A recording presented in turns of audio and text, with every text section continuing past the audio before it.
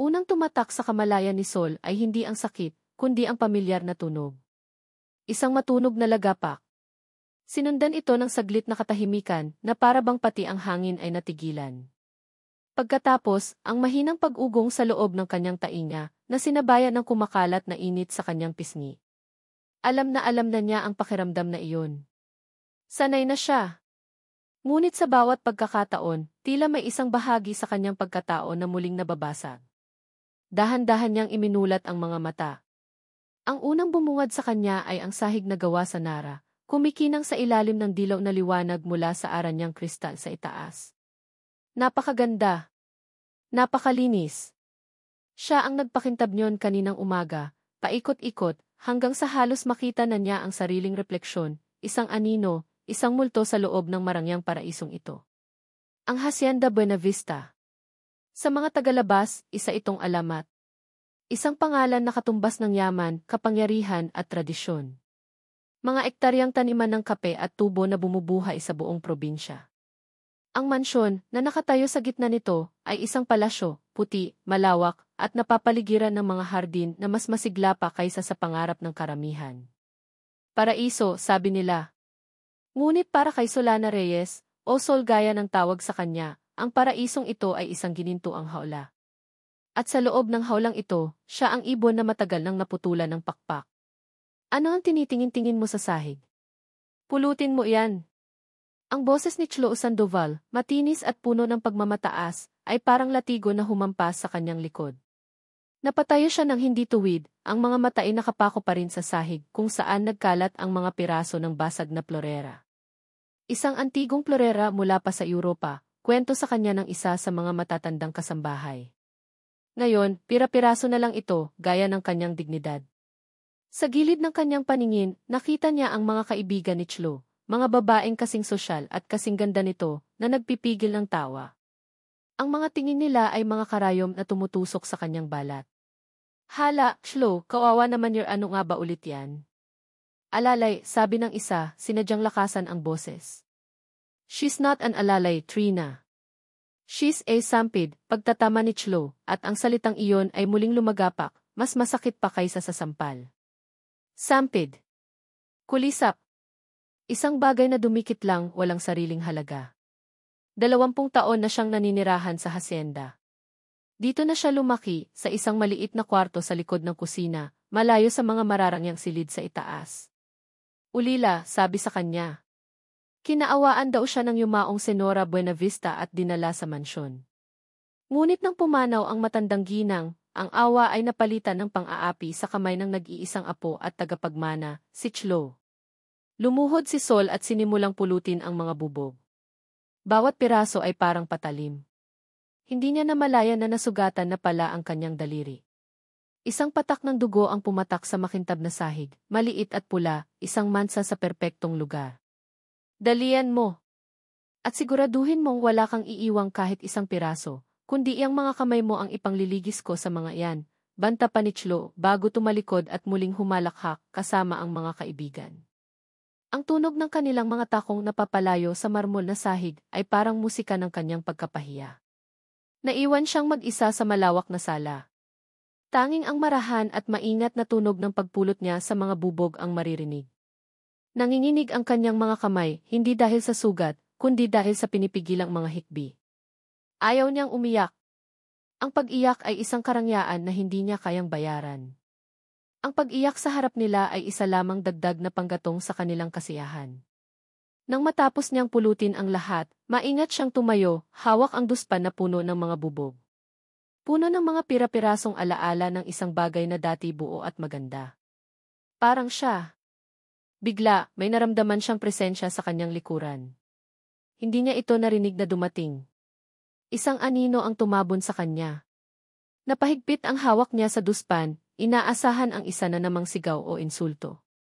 Ngunit katahimikan lang ang sumalubong sa kanya. Dahan-dahan siyang lumingon. Nakatayo roon si Clark Aguilar, ang security head ng hacienda. Isang lalaking tila gawa sa bato, matangkad, seryoso ang mukha, at may mga matangkayang tumagos hanggang sa iyong kaluluwa.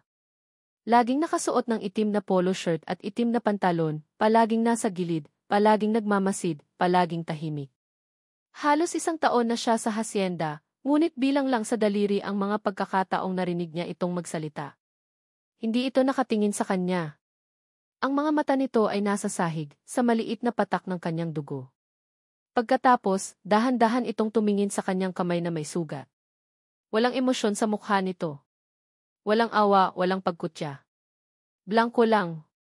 Inaasahan ni Sol na aalis na lang ito, nalalagpasan lang siya na parang hangin, gaya ng ginagawa ng lahat. Ngunit hindi. Tumalikod ito at naglakad papunta sa isang maliit na bar sa gilid ng sala. Kumuha ito ng isang baso at nagsalin ang tubig mula sa pitsel. Naglakad ito pabalik sa kanya. Walang salita.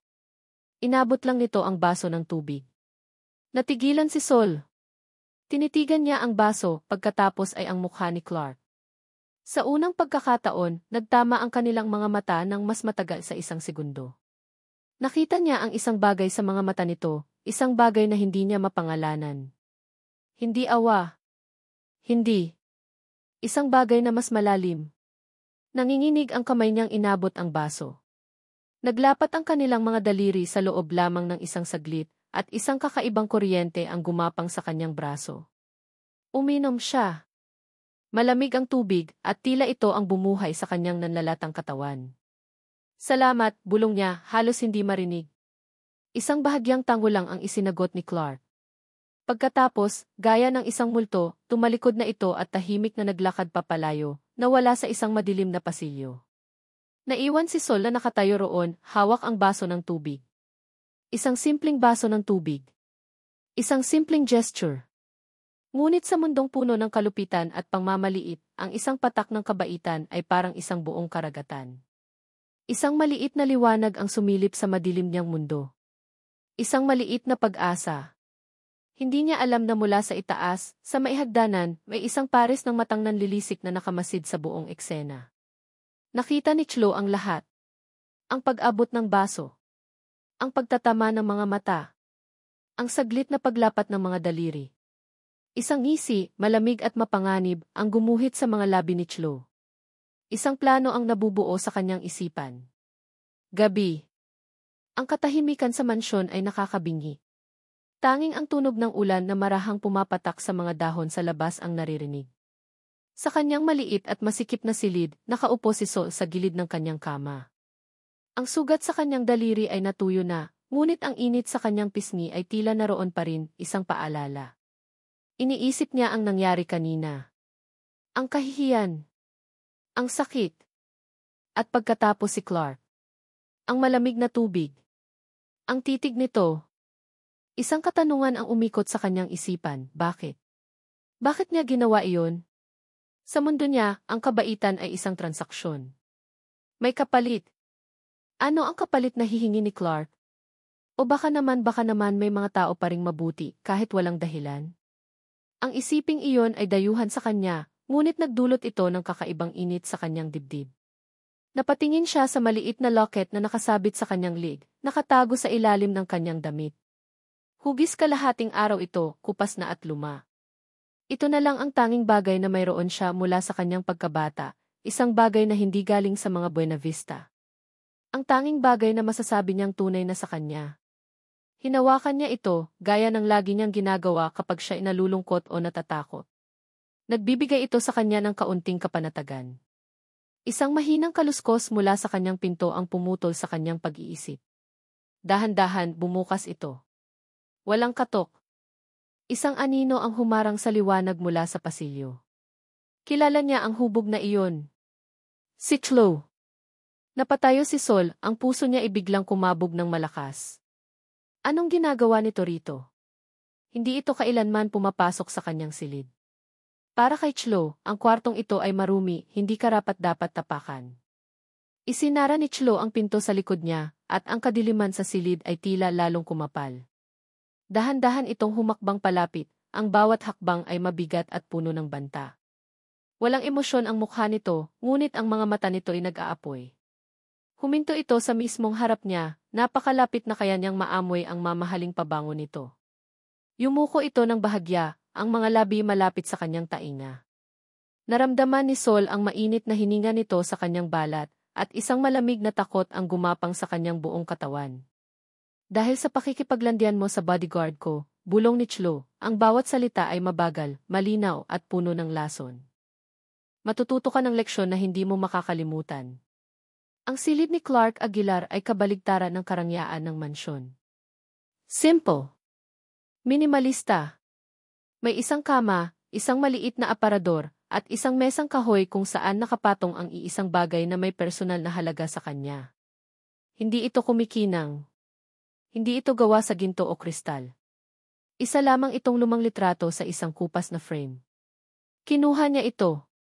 Sa ilalim ng malamlam na ilaw ng bombilya, pinagmasdan niya ang mukha sa larawan. Ang kanyang ama. Isang lalaking may ngiting simple ngunit puno ng dignidad, nakasuot ng uniforme ng isang driver. Sa likod niya, bahagyang nakikita ang gilid ng isang pamilyar na itim na kotse, ang lumang kotse ni Don Alejandro Buenavista. Ang kotse na naging saksi sa lahat. Isang dekada. Isang dekada na ang lumipas mula nang huli niyang makita ang ngiting iyon. Isang dekada mula nang gumuho ang kanilang mundo. Ang kanyang ama, si Mang Ben, ang pinagkakatiwalaang driver ng mga Buenavista. Ngunit isang araw, bigla na lang siyang sinisante. Ang dahilan, kapabayaan. Pagnanakaw. Ang pinakamasakit sa lahat, ang paratang na siya ang tumulong sa pagtakas ni Isabela, ang bunsong anak ni Don Alejandro, kasama ang isang lalaking hamak. Mula noon, hindi na muling nakabangon ang kanyang ama. Namatay ito dala ang bigat ng kahihiyan at mga kasalanang hindi nito ginawa. At si Clark, na bata pa noon, ay nanumpa. Babalik siya sa Hacienda Buenavista. Hindi para maghiganti. Hindi. Kundi para sa isang bagay na mas mahalaga, ang katotohanan. Para linisin ang pangalan ng kanyang ama. Ibinalik niya ang litrato sa mesa. Ang bawat araw niya sa hacienda ay isang pagtitiis. Ang bawat pagyuko niya kay Chlo, ang bawat pagtawag sa kanya ng isenorita, ay parang paglunok ng lason. Ang kanyang tungkulin bilang security head ay isang maskara, isang paraan para makapasok sa mundo ng mga taong sumira sa kanila. Kailangan niyang maging perpektong empleyado. Matapat. Mahusay. Invisible. Pero sa loob ng halos isang taon, may isang bagay na unti-unting sumisira sa kanyang perpektong plano. Isang bagay na hindi niya inaasahan. Si Sol. Mula sa bintana ng kanyang silid, tanaw niya ang isang bahagi ng malawak na hardin. At doon, sa kabila ng ambon, nakita niya ito. Si Sol. Nakaluhod sa maputik na lupa, nanginginig sa ginaw, pinipilit na bunutin ang mga damo sa paligid ng mga rosas. Ang kanyang buhok ay basa. Ang kanyang damit ay manipis. Isa itong parusa. Parusa para sa isang basong tubig. Ikinuyom ni Clark ang kanyang mga kamao, ang mga kuko niya ibumaon sa kanyang palad. Galit. Isang pamilyar na galit ang umakyat sa kanyang lalamunan. Galit kay Chlo sa kalupitan nito. At galit sa sarili niya sa kanyang kawalang magawa. Ang pagbibigay niya ng tubig kay Sol kagabi ay isang pagkakamali. Isang lapse in judgment. Isang paglabag sa sarili niyang mga patakaran. Hindi siya dapat nagpakita ng emosyon. Hindi siya dapat napansin. Ngunit nang makita niya ang dugo sa sahig at ang takot sa mga mata ni Sol, may kung anong kumilos sa loob niya. Isang bagay na mas malakas kaysa sa kanyang disiplina. Naalala niya ang unang araw na nakita niya si Sol. Nagwawalis ito sa pasilyo, laging nakayuko, tila gustong maging kasing liit ng alikabok na kanyang nililinis. May lungkot sa mga mata nito na hindi kayang itago ng anumang pagyuko. At sa hindi maipaliwanag na dahilan, naramdaman niya ang isang pagnanais na protektahan ito. Marahil dahil pareho sila. Pareho silang mga dayuhan sa lugar na ito, nabubuhay sa ilalim ng anino ng mga Buenavista. Ngayon, pinapanood niya itong nagdurusa dahil sa kanya. At wala siyang magawa. Hindi pa. Hindi pa ito ang tamang oras. Isang katok sa pinto ang pumutol sa kanyang pag-iisip. Aguilar. Ang boses ay malamig at may otoridad. Kilala niya ito. Si Tia Elena, ang mayordoma. Ang ina ni Chlo. Ang babaeng mas matalas pa sa kutsilyo ang mga tingin. Binuksan niya ang pinto. Nakatayo roon si Tia Elena, tuwid ang likod, ang mga kamay ay magkasalikop sa kanyang harapan. Tiningnan siya nito mula ulo hanggang paa, isang tingin na mapanuri at puno ng hinala. Magandang umaga po, Tia Elena, sabi ni Clark, ang kanyang boses ay patag at walang emosyon. Nais ko lang ipaalala sa iyo ang iyong tungkulin dito, Aguilar. Simula ni Tia Elena, ang kanyang boses ay mahinahon ngunit may diin sa bawat salita. Narito ka para protektahan ang pamilya Buenavista. Partikular na si Senorita Chloe. Ang anumang bagay na makakasagabal sa tungkuling iyan ay isang problema. At ayaw natin ng problema, hindi ba? Ito ay isang babala. Malinaw. Diretsahan. Naiintindihan ko po, sagot ni Clark, pinanatili ang tingin. Si Senorita Chloe ang aking prioridad. Isang saglit ng ngiti, kung matatawag ng ngiti iyon, ang sumilay sa labi ni Tia Elena. Mabuti kung ganoon. Dahil ang katapatan ay isang bagay na pinapahalagahan sa pamamahay na ito. At ang kawalan nito ay may kaukulang kabayaran. Tumalikod na ito at naglakad palayo, ang mga bakya nito ay lumilikha ng isang marahan at ritmikong tunog sa pasilyo. Isang tunog na parang babala ng isang ahas na papalapit. Isinara ni Clark ang pinto. Huminga siya ng malalim. Alam niya ang ibig sabihin noon. Nakita ni Tia Elena. O marahil, nagsumbong si Chloe. Ngayon, mas lalo na siyang binabantayan. Kailangan niyang mag-ingat. Bawat kilos niya ay sinusuri. Ngunit habang tinitingnan niya muli si Sol sa hardin, na ngayon ay nanginginig na sa ginaw, isang bagong determinasyon ang nabuo sa kanyang puso. Hindi na ito para lang sa kanyang ama. Para na rin ito kay Sol. Ang paglilinis sa pangalan ng kanyang ama at ang pagprotekta kay Sol ay naging iisang misyon na lang. Magkaugnay. Kailangan niyang bilisan. Kailangan niyang makahanap ng ebidensya. Ang susi, alam niya, ay nasa nakaraan. Sa mga lihim na itinatago ng mga pader ng mansyon na ito. Kinahapunan, isang sigaw ang umalingaw-ngaw mula sa itaas na palapag ng mansyon. Lolo! Lolo! Boses ni Chloe. Puno ng pag-aalala. O pagpapanggap. Mabilis na tumakbo si Clark paakyat, kasunod ang iba pang mga kasambahay. Sa pasilyo, sa labas ng silid-aklatan, natagpuan nila si Don Alejandro Buenavista, nakahandusay sa sahig, walang malay. Naging magulo ang lahat. Sigawan. Takbuhan. Tumawag kayo ng doktor, sigaw ni Chloe, umiiyak. So, nasaan ang gamot ni Lolo? Kunin mo. Sa gitna ng kaguluhan, nakita ni Clark si Sol na lumabas mula sa isang silid, ang mukha ay puno ng pagkataranta. Tumakbo ito papunta sa hagdanan, marahil papunta sa kusina kung saan nakalagay ang mga gamot. Mabilis ang mga pangyayari. Isang maling tapak sa basa at makintab na hagdan. Isang pagkawala ng balanse. Isang maikling sigaw. At pagkatapos, isang malakas na kalabog. Nakita ni Clark ang katawan ni Sol na gumulong sa mga huling baitang ng hagdanan at bumagsak sa paanan nito. Hindi ito gumagalaw. Ang oras ay tila bumagal. Ang mga sigaw sa itaas ay tila humina. Ang tanging nakikita ni Clark ay si Sol. Ang tanging naririnig niya ay ang mabilis na pagtibok ng sarili niyang puso. Nakalimutan niya ang lahat. Ang misyon niya. Ang babala ni Tia Elena. Ang mga matang nagmamasid. Tinabig niya ang mga taong nakaharang sa kanyang daan at tinakbo ang distansya papunta kay Sol. Lumuhod siya sa tabi nito. Sol! Sol, gising, sabi niya, ang boses niya ay may bahid ng pag-aalala na hindi niya napigilan. Dahan-dahang iminulat ni Sol ang mga mata, umuungol sa sakit. Masakit ang likod ko, hirap niyang sabi. Kailangang masiguro ni Clark na walang nabali.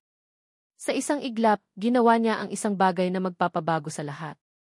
Dahan-dahan, itinaas niya ang laylayan ng damit ni Sol sa mailikuran upang tingnan kung may pasa o sugat. At doon, sa kanang balikat nito, sa ilalim ng manipis na tela, nasilayan niya ito. Isang marka. Isang balat. Hindi isang ordinaryong balat. May hugis ito. Malinaw na malinaw kahit sa madilim na pasilyo. Hugis araw. Naniga si Clark. Ang kanyang hininga ay tila naipit sa kanyang lalamunan. Ang kanyang isipan ay bumalik sa isang lumang entry sa diary na kanyang nabasa mula sa isang source. Isang entry mula sa nawawalang talaarawan ni Isabella Buenavista. Isang entry na paulit-ulit niyang binabasa tuwing gabi, na sa ulado na niya. At ipinagdarasal kung magkaroon siya ng marka ng araw sa kanyang balikat, ang simbolo ng ating pag-ibig. Hindi. Hindi maaari. Isang koinsidensya lang ba ito? Isang malupit na biro ng tadhana? Itinaas niya ang kanyang tingin mula sa marka at tumingin sa mukha ni Sol, sa mga mata nitong puno ng pagkalito at sakit. At sa isang saglit, hindi na niya nakita ang isang hamak na isampid. Ang nakita niya ay isang prinsesa na matagal nang nawawala. Isang panaginip. Iyon ang unang naisip ni Sol nang magmulat siya ng mga mata. Isang pamilyar na panaginip na paulit-ulit na dumadalaw sa kanya sa mga gabing malamig at malungkot. Nasa isang madilim na lugar siya, ngunit hindi ito nakakatakot. May isang babae.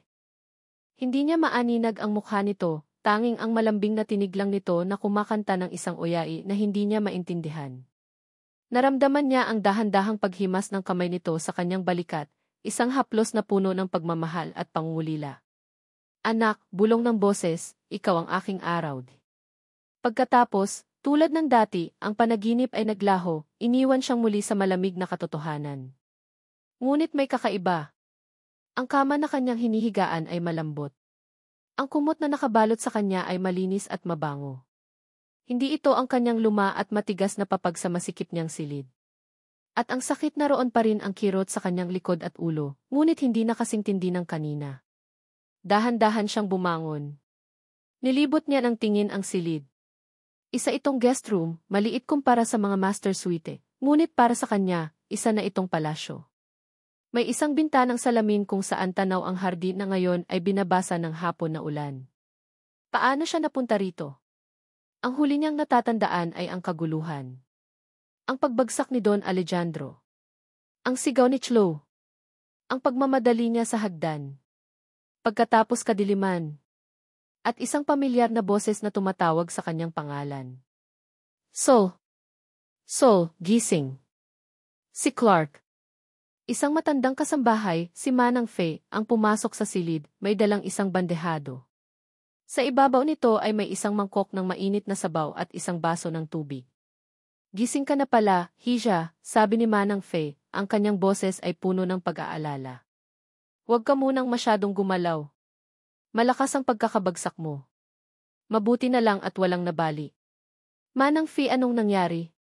Si Don Alejandro po, tanong ni Sol, ang boses niya ay medyo paos. Hay, nako. Na-stroke daw, sabi ng doktor. Pero mild lang naman daw. Kailangan lang magpahinga. Nandoon si Senorita Chloe, hindi umaalis sa tabi, sagot ni Manang, habang inilalapag ang bandehado sa mesang katabi ng kama. O siya, kumain ka na muna para lumakas ka.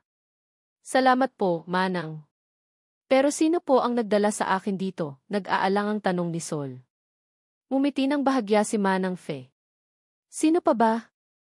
Eddie, si Clark. Binuhat ka niya. Kung hindi dahil sa kanya, baka sa sahig ka na iniwan ni Senorita Chloe. Alam mo naman yon. Ang puso ni Sol ay biglang kumabog. Si Clark. Binuhat siya nito. Dinala sa ligtas na lugar. Inalagaan.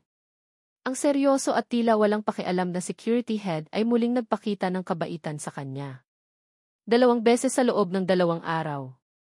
Isang bagong record. Isang kakaibang init ang gumapang sa kanyang dibdib, mas mainit pa kaysa sa sabaw na dala ni Manang Fe. Hindi ito pamilyar. Hindi niya alam kung ano ito.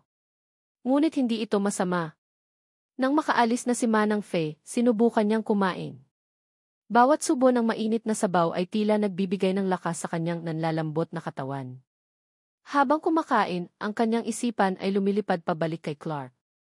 Sa titig nito. Sa pag-abot nito ng baso ng tubig. Sa pagtawag nito sa kanyang pangalan. Bigla, bumukas ang pinto. Nakatayo roon si Clark, ang kanyang anyo ay tila humaharang sa buong pintuan. Nakasuot pa rin ito ng itim, ngunit ang kanyang buhok ay medyo basa dahil sa ambon. May dala itong isang maliit na first aid kit. Hindi nagsalita si Sol. Hindi rin nagsalita si Clark. Nagkatinginan lang sila. Ang katahimikan sa pagitan nila ay hindi nakakailang. Mayroon itong bigat, isang hindi maipaliwanag na tensyon. Pumasok si Clark at isinara ang pinto sa likuran niya. Lumapit ito sa kama. Kumusta ang pakiramdam mo? Tanong nito, ang boses ay mababa at kalmado. Maayos na po, utal na sagot ni Sol, biglang nahiya sa kanyang itsura. Salamat po sa pagdala sa akin dito. Isang tango lang ang isinagot nito. Inilapag nito ang kit sa mesa. Sabi ng doktor, kailangan mong lagyan ng gamot ang mga galos mo. Kinuha niya ang bulak at bote ng betadine. Ngunit nang susubukan na niyang abutin ang kanyang likod, isang matinding kirot ang kanyang naramdaman. Napaigtad siya. Ako na. Hindi iyon isang tanong. Isa iyong pahayag. Bago pa man makatanggi si Sol, kinuha na ni Clark ang bulak mula sa kanyang kamay. Umupo ka ng patihaya, utos nito. Sumunod si Sol, ang puso niya ay dumadagundong sa kanyang dibdib. Naramdaman niya ang pag-upo ni Clark sa gilid ng kama, sa likuran niya. Naramdaman niya ang init ng katawan nito, kahit hindi sila magkadikit. Itaas mo ng kaunti ang damit mo, sabi nito. Nanginginig ang mga kamay ni Sol habang dahan-dahan niyang itinaas ang lailayan ng kanyang damit, sapat lang para malantad ang ibabang bahagi ng kanyang likod. Napapikit siya, hinihintay ang pagdampi ng malamig na gamot. Naramdaman niya ang dahan-dahang pagdampi ng bulak sa kanyang balat. Marahan ito. Maingat. Bawat haplos ay nagpapadala ng kuryente sa kanyang buong katawan. Hindi pa siya nahahawakan ng isang lalaki ng ganito. Ang pakiramdam ay bago, nakakakaba at nakakakilig. Pagkatapos ng ilang saglit, huminto ito. Salamat, bulong ni Sol, akmang ibababa na ang kanyang damit. Sandali, pigil ni Clark. Ang boses nito ay may kakaibang tono. Naramdaman ni Sol ang daliri nito na marahang dumampi, hindi sa kanyang galos, kundi sa kanyang kanang balikat. Isang dampi na napakagaan, ngunit parang libo-libong boltahe ang dala. Napahawak siya sa kumot. May dumi po ba? Tanong niya, naguguluhan. Hindi ito sumagot. Ang daliri nito ay nanatili roon, sinusundan ang isang hugis sa kanyang balat. Isang hugis na alam niya. Ang marka niya. Ang marka ng araw. Ito laging nandyan, tanong ni Clark, ang boses niya ay halos isang bulong. Tumango si Sol kahit hindi siya nito nakikita. Opo. Balat ko po yan. Mula pa noong bata ako. Isang mahabang katahimikan. Tinanggal na ni Clark ang daliri nito, ngunit ang pakiramdam ng init ay nanatili sa balat ni Sol. Mag-iingat ka, sabi ni Clark, ang boses niya ay bumalik na sa dati nitong seryosong tono. Mag-iingat ka kay Chlo. Mas galit siya ngayon dahil sa nangyari sa lolo niya. Ibinalik na ni Sol ang kanyang damit. Huminga siya ng malalim bago humarap dito. Alam ko po. Salamat sa babala. Muli silang nagkatinginan. Ngayon, ang pagkalito ay nasa mukha na nilang dalawa. May nagbago. May isang pader na hindi nakikita ang nagsimulang gumuho sa pagitan nila. Bago pa man may makapagsalita, naglakad na si Clark papunta sa pinto. Ngunit bago ito tuluyang lumabas, huminto ito at muling lumingon. Magpahinga ka na, Sol, sabi nito. At sa unang pagkakataon, tinawag siya nito sa kanyang pangalan ng walang tipo o anumang formalidad. Para silang magkakilala. Para silang pantay. Naiwan si Sol na mag-isa sa silid, ngunit hindi na niya nararamdaman ang pag-iisa. Ang isipan niya ay puno ng mga katanungan. Tungkol kay Clark. Tungkol sa kakaibang kilos nito. At tungkol sa marka sa kanyang balikat na bigla na lang nitong pinansin. Kinagabihan, hindi siya makatulog. Tumayo siya at lumapit sa bintana. Ang ulan ay tumila na. Ang buwan ay sumisilip sa mga ulap. Naglakad-lakad siya sa pasilyo para hanapin si Manang Fe. Huminto siya nang mapadaan sa isang pasilyo na bihira niyang puntahan. Ang pasilyo kung saan nakasabit ang mga larawan ng pamilya Buenavista. Nandoon ang mga magulang ni Don Alejandro, ang yumaong asawa nito, at ang mga anak nito. Isang larawan ang kumuha ng kanyang atensyon. Isang batang babae na may malungkot ngunit magandang mga mata. Ang ngiti nito ay pilit. Sa ilalim, may nakasulat na pangalan sa isang maliit na tansong plaque, Isabella Buenavista. Tinitigan niya ang larawan. May kung anong pamilyar sa mukha nito. Isang koneksyon na hindi niya maipaliwanag. Para siyang nakatingin sa isang salamin na nagpapakita ng isang bersyon ng sarili niya mula sa ibang panahon. Hinawakan niya ang locket sa kanyang lig. Bigla, naramdaman niya ulit ang haplos sa kanyang panaginip. Ang boses na bumubulong. Ikaw ang aking araw. Isang malamig na hangin ang umihip sa pasilyo at kinilabutan si Sol. Ano itong nararamdaman niya? Bakit parang may isang pira-pirasong alaala na gustong mabuo sa kanyang isipan? Habang nakatitig siya sa larawan ni Isabela, hindi niya namalaya na may isang tao sa dulo ng hardin, nakatayo sa ilalim ng isang puno, nakatingin sa bintana kung nasaan siya. Si Clark. Mula sa malayo, pinagmamasdan niya si Sol. At pagkatapos, ang kanyang tingin ay bumaling sa isang direksyon, papunta sa isang lumang hardin na ngayon ay tinutubuan na ng mga ligaw na damo. Sa dulo nito, may isang maliit na gate na laging nakakandado. Ang daan papunta sa dating silid ni Isabela. Kailangan niyang makapasok doon. Kinabukasan, habang abala ang lahat sa pag-aasikaso kay Don Alejandro, sinamantala ni Clark ang pagkakataon. Palihim siyang nagtungo sa hardin. Nang makarating siya sa hardin, may biglang tumawag sa kanya. Clark. Lumingon siya. Si Sol. Nakatayo ito ilang metro mula sa kanya, may daladalang walis. Salamat po ulit kahapon, sabi nito, nakayuko. Walang anuman, sagot niya, medyo naiinis dahil naantala ang kanyang plano. Gusto ko lang sanang itanong. Pagsisimula ni Sol, ang boses niya ay nanginginig. Bakit niyo po ginagawa to? Natigilan si Clark. Tinitigan niya si Sol. Ang mga mata nitong puno ng pag-asa at pagkalito. Gusto niyang sabihin ang totoo. Gusto niyang sabihin na may nakita siyang marka. Gusto niyang sabihin na may hinala siya. Ngunit hindi pa pwede. Sa halip, sinabi niya ang isang bagay na mas simple, ngunit mas totoo sa sandaling iyon. Dahil walang sinuman ang dapat tratuhin ng ganoon. Nag-angat ng tingin si Sol. Isang maliit na ngiti ang sumilay sa kanyang mga labi. Isang tunay na ngiti. At sa sandaling iyon, nakalimutan ni Clark ang lahat. Pero kailangan niyang bumalik sa realidad.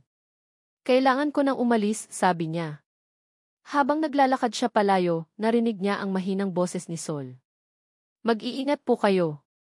Nagpatuloy si Clark sa paglalakad, ngunit ang mga salitang iyon ay umalinggaw sa kanyang isipan. Habang si Sol naman, naiwang nakatayo sa hardin, hawak ang walis, ngunit ang puso ay lumilipad. Sa unang pagkakataon sa mahabang panahon, naramdaman niyang hindi siya isang anino. Naramdaman niyang may isang taong nakakakita sa kanya. Hindi niya alam na ang pag-uusap na iyon ay ang simula ng lahat. Isang tanong ang isinilang sa kanyang isipan. Isang tanong na magiging susi sa pagbubukas ng mga lihim na matagal nang nakabaon. Habang nagwawalis, isang bagay ang kuminang sa ilalim ng mga dahon. Isang lumang susi. Pinulot niya ito. Mukhang pamilyar. Mukhang bagay ito sa isang gate na laging nakakandado. Samantala, sa dulo ng hardin, palihim na tinawag ni Clark si Sol. Kailangan niyang itanong. Kailangan niyang makasiguro. Sol, sandali, tawag niya, ang kanyang boses ay seryoso. Huminto si Sol sa pagwawalis at lumingon. May gusto akong itanong, T. Pagpapatuloy ni Clark, ang kanyang mga mata ay nakapako sa kanya. Tungkol sa marka sa balikat mo. Nanigas si Sol sa kanyang kinatatayuan, ang lumang susi ay mahigpit na hawak sa kanyang palad. Ang tanong ay binitawan na. Nakatayo ito sa hangin sa pagitan nila, mabigat at puno ng kahulugan. Pinanood ni Clark ang reaksyon sa mukha ni Sol. Ang pagkalito na dahan-dahang napalitan ng pagtataka at pagkatapos ng isang bakas ng takot. Napahigpit ang hawak nito sa walis na para bang iyon na lang ang tanging bagay na pumipigil sa kanya na matumba. Ang marka ko po, nauutal na tanong ni Sol. Bakit po? Kailangan ni Clark ng sagot. Pero hindi niya pwedeng sabihin ang lahat. Hindi pa. Masyadong mapanganib. Para sa kanya at lalo na para kay Sol. Wala. Naitanong ko lang, mabilis niyang sagot, sinubukang magtunog kaswal, ngunit bigo. Ang intensidad sa kanyang boses ay hindi maitatago. Huwag mo nang isipin yon. Tumalikod siya at mabilis na naglakad palayo, iniwan si Sol na nakatayo roon, mas lalo pang naguguluhan kaysa dati. Isang pagkakamali na naman. Masyado siyang nagpadalos-dalos. Ang kanyang propesyonal na disiplina ay unti-unting natutunaw sa tuwing kaharap niya ang babaeng iyon. Pero ngayon, masigurado na siya. Ang marka. Ang kakaibang koneksyon na nararamdaman ni Sol kay Isabela. Ang lahat ng ito ay hindi maaaring maging koinsidensya lamang. Kailangan niya ng pruweba. Isang bagay na hindi matatawaran. Isang bagay na magmumula mismo sa nakaraan. Ang susi, alam niya, ay nasa dating silid ni Isabela. Ang kwartong iyon ay isinara at ipinagbawal na pasukin simula nang ito'y di magtakwil inang pamilya. Ayon kay Manang Fe, ginawa na lang itong bodega ng mga lumang gamit, isang monumento ng kasalanan at kalungkutan. Isang lugar na kinatatakutan ng lahat. Perpekto. Kinagabihan, nang ang buong mansyon ay nababalot na sa kumot ng katahimikan, sinimula ni Clark ang kanyang plano. Ang mga security camera sa pasilyo na iyon ay matagal nang tisira, isang bagay na sinadya niyang hindi ayusin.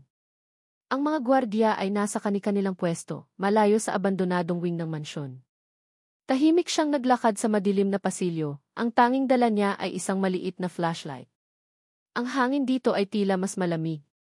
Ang alikabok ay makapal. Ang bawat kaluskos ay umiitso, nagpapalakas sa nakakakilabot na atmosfera ng lugar. Narating niya ang pinto. Gawa ito sa matigas na kahoy, at ang doorknob na tanso ay nababalutan na ng kalawang. Nakakandado. Gaya ng inaasahan. Mula sa kanyang bulsa, inilabas niya ang isang set ng lock-picking tools. Ito ang mga kasanayang natutunan niya noon, mga kasanayang hindi niya akalaing magagamit niya sa ganitong paraan. Sa loob ng ilang minuto ng maingat at ekspertong pagmamanyobra, isang mahinang tiklik ang narinig. Bumukas ang pinto. Isang amoy ng kalumaan at alikabok ang sumalubong sa kanya. Itinutok niya ang kanyang flashlight sa loob. Ang silid ay puno ng mga bagay na tinakpan ng puting tela, na ngayon ay kulay abo na dahil sa dumi. Para silang mga multo na tahimik na nagbabantay. Pumasok siya at maingat na isinara ang pinto. Sa isang iglap, tila siya napunta sa ibang panahon. Ito ang silid ng isang dalaga, isang tokador na may salamin, isang aparador na may mga nakaukit na bulaklak, isang maliit na mesang sulatan malapit sa bintana. Ang lahat ay naroon pa, nakatago sa ilalim ng mga puting kumot. Ang kanyang misyon, hanapin ang talaarawan. Ang diary na nabanggit sa kanya ng kanyang source, isang dating kasambahay na matagal nang umalis sa hasyenda. Nasa kwarto lang iyon, iho. Sigurado ako, sabi nito sa kanya noon. Doon niya isinusulat ang lahat.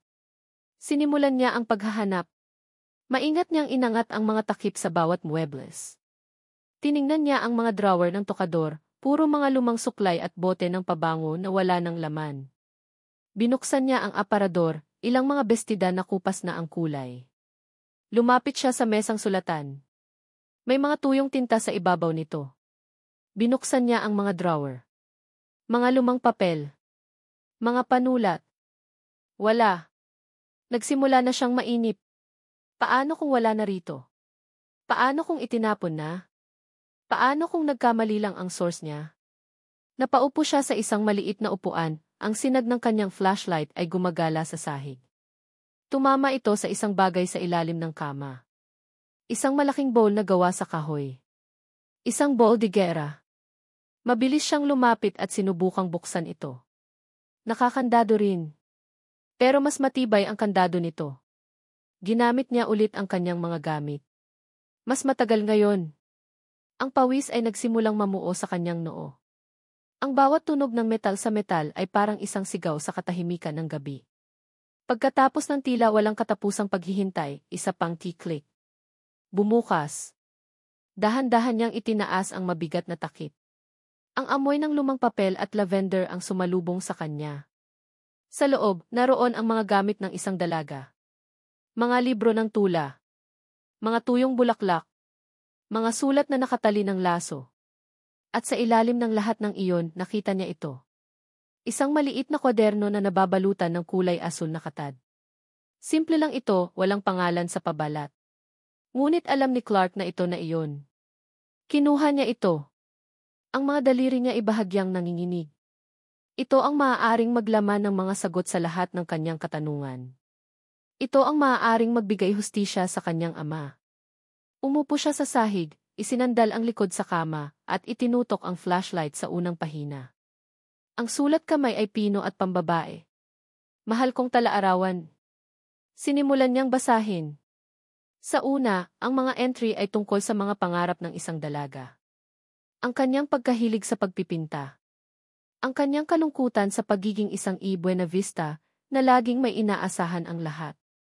Ngunit habang lumilipat siya ng pahina, nagsimulang magbago ang tono. Nagsimula itong magkwento tungkol sa isang lihim na pag-ibig. Sound montage, mahinang paglipat ng mga pahina, sinabayan ng boses ni Isabela, bilang voice-over na nagbabasa ng ilang linya. Nakilala ko siya sa may ilog. Hindi siya mayaman. Hindi siya makapangyarihan. Isa lang siyang simpleng magsasaka na may pinakamagandang mga mata at pinakamatamis na ngiti. Ang pangalan niya ay Leody. Lihim kaming nagkikita tuwing gabi. Sa ilalim ng puno ng mangga sa tabi ng talon. Ang mundo ay nawawala sa tuwing kasama ko siya. Dito, hindi ako si Isabela Buenavista. Ako lang si Bella D. Ibinawal ni Papa ang aming pag-iibigan. Paano niya raw ako pakakainin? Anong kinabukasan ang maibibigay niya sa akin? Hindi nila naiintindihan. Ang pag-ibig ay hindi nasusukat sa ginto. Lalong bumilis ang pagtibok ng puso ni Clark. Ito na. Ang mga detalye na hindi alam ng iba. At pagkatapos, dumating siya sa entry na magpapabago sa lahat. May lihim kaming hindi na maitatago. Nagbunga ang aming pagmamahalan. Nagdadalang tao ako. Natatakot ako, aking talaarawan. Natatakot ako para sa aking anak. Ngunit mas nangingibabaw ang aking kaligayahan. Patuloy siyang nagbasa, bawat salita ay parang suntok sa kanyang sikmura. Ang plano nilang pagtakas. Ang takot ni Isabela sa kanyang ama. At pagkatapos, ang entry na pinakahihintay niya. Ang isinulat ni Isabela ilang araw bago siya manganak. Malapit na. Malapit ko nang mayakap ang aking munting araw. Babae raw siya, sabi ng komadrona. At ipinagdarasal kong magkaroon siya ng marka ng araw sa kanyang kanang balikat, ang simbolo ng ating pag-ibig, ang tanda na kahit sa dilim, palagi siyang magiging liwanag. Ang aking munting Solana D. Solana! Nabitiwan ni Clark ang flashlight. Gumulong ito sa sahig, ang sinag nito'y sumasayaw sa madilim na silid. Hindi lang pala Sol. Solana! Ang ibig sabihin sunshine. Pinulot niya muli ang flashlight, nanginginig ang mga kamay. Binalikan niya ang pahina. Tama ang nabasa niya. Solana! Ang lahat ng duda ay naglaho. Si Sol ay si Solana Buenavista. Ang tunay na tagapagmana. Ang nawawalang apo. Pinagmasdan niya si Sol mula sa malayo kanina. Ngayon, ang pagtingin niya rito ay hindi na lang proteksyon. Isa na itong debosyon. Hindi na awa ang nararamdaman niya, kundi isang malalim na paghanga at respeto. Ang babaeng inaalipusta at tinatrato na parang basahan ay ang tunay na prinsesa ng palasyong ito. Dali-dali niyang binuklat ang mga huling pahina, umaasang may iba pa. Mayroon pa. Ang huling entry. Ang sulat ay nanginginig, halatang isinulat ng nagmamadali. Aalis na kami ngayong gabi. Tutulungan kami ng driver ni Papa, si Mang Ben, mabait siyang tao. Hindi ko alam kung ano ang mangyayari sa amin. Ang tanging maibibigay ko sa aking anak ay ang kwintas na ito, ang kalahati ng isang araw. Regalo sa akin ni Papa noong bata pa ako. Naway mahanap niya balang araw ang kapares nito na naiwan sa aking ama. Iyon ang magpapatunay ng lahat. Paalam di. Mang Ben ang kanyang ama. Hindi siya tumulong sa pagtakas. Tumulong siya para iligtas ang isang ina at ang kanyang anak. Hindi siya magnanakaw. Isa siyang bayani. Isang luha ang pumatak mula sa mata ni Clark, tumama sa lumang papel. Luha ng kaluwagan. Luha ng katarungan. Bigla, isang malakas na katok ang yumanig sa pinto ng silid. Sino yan? Isang boses ang sumigaw mula sa labas. Boses ng isang gwardiya. Naniga si Clark. Nahuli siya. Mabilis niyang isinara ang talaarawan, itinago sa ilalim ng kanyang damit, at ibinalik ang lahat sa bowl. Isinara niya ito. Walang oras para ikandado. Buksan mo to. Security, sigaw ulit mula sa labas, mas malakas ngayon. Patay. Kung mahuli siya rito, tapos na ang lahat. Ang lahat ng kanyang pinaghirapan ay mawawala ng saysay. Tumingin siya sa paligid, naghahanap ng matataguan. Wala. Maliban sa ang bintana. Mabilis siyang tumakbo papunta rito. Binuksan niya. Nasa ikalawang palapag siya. Mataas. Ngunit sa ibaba ay may isang malaking halaman na gumagapang sa pader. Wala na siyang pagpipilian. Narinig niya ang pag-umpog sa pinto, halatang pinipilit na buksan. Huminga siya ng malalim at tumalon. Ang tunog ng nabasag na porselana ay musika sa tainga ni Chlo Sandoval. Isang matunog na crash. Habang isa na namang mamahaling pabango ang sumalpok sa pader ng kanyang marangyang silid. Ang matamis na amoy ng jasmine at vanilya ay kumalat sa hangin, ngunit hindi nito kayang takpan ang amoy ng kanyang galit. Raj, sigaw niya, sinipa ang isang maliit na upuan na tumilapon at bumagsak sa malambot na carpet. Tumingin siya sa kanyang refleksyon sa malaking salamin ng kanyang tokador. Ang nakita niya ay hindi ang perpektong prinsesa ng Hacienda Buenavista. Ang nakita niya ay isang babaeng may magulong buhok, nanlilisik na mga mata, at isang mukha na nababalutan ng takot. Takot. Takot. Iyon ang salitang ayaw niyang aminin kahit sa sarili niya. Ngunit iyon ang katotohanan. Paano nangyari ito? Dati ang lahat ay nasa ayos. Ang lahat ay nasa ilalim ng kanyang kontrol. Si Sol ay isang anino lamang, isang basahan na maaari niyang tapak-tapakan kahit kailan niya gusto. Si Lolo Alejandro ay sunod-sunuran sa bawat hiling niya. At si Clark ay ang kanyang matapat na aso, isang gwapong palamuti na laging nakasunod sa kanya. Ngayon, ang lahat ay nagbago. Ang anino ay biglang nagkakaroon ng liwanag.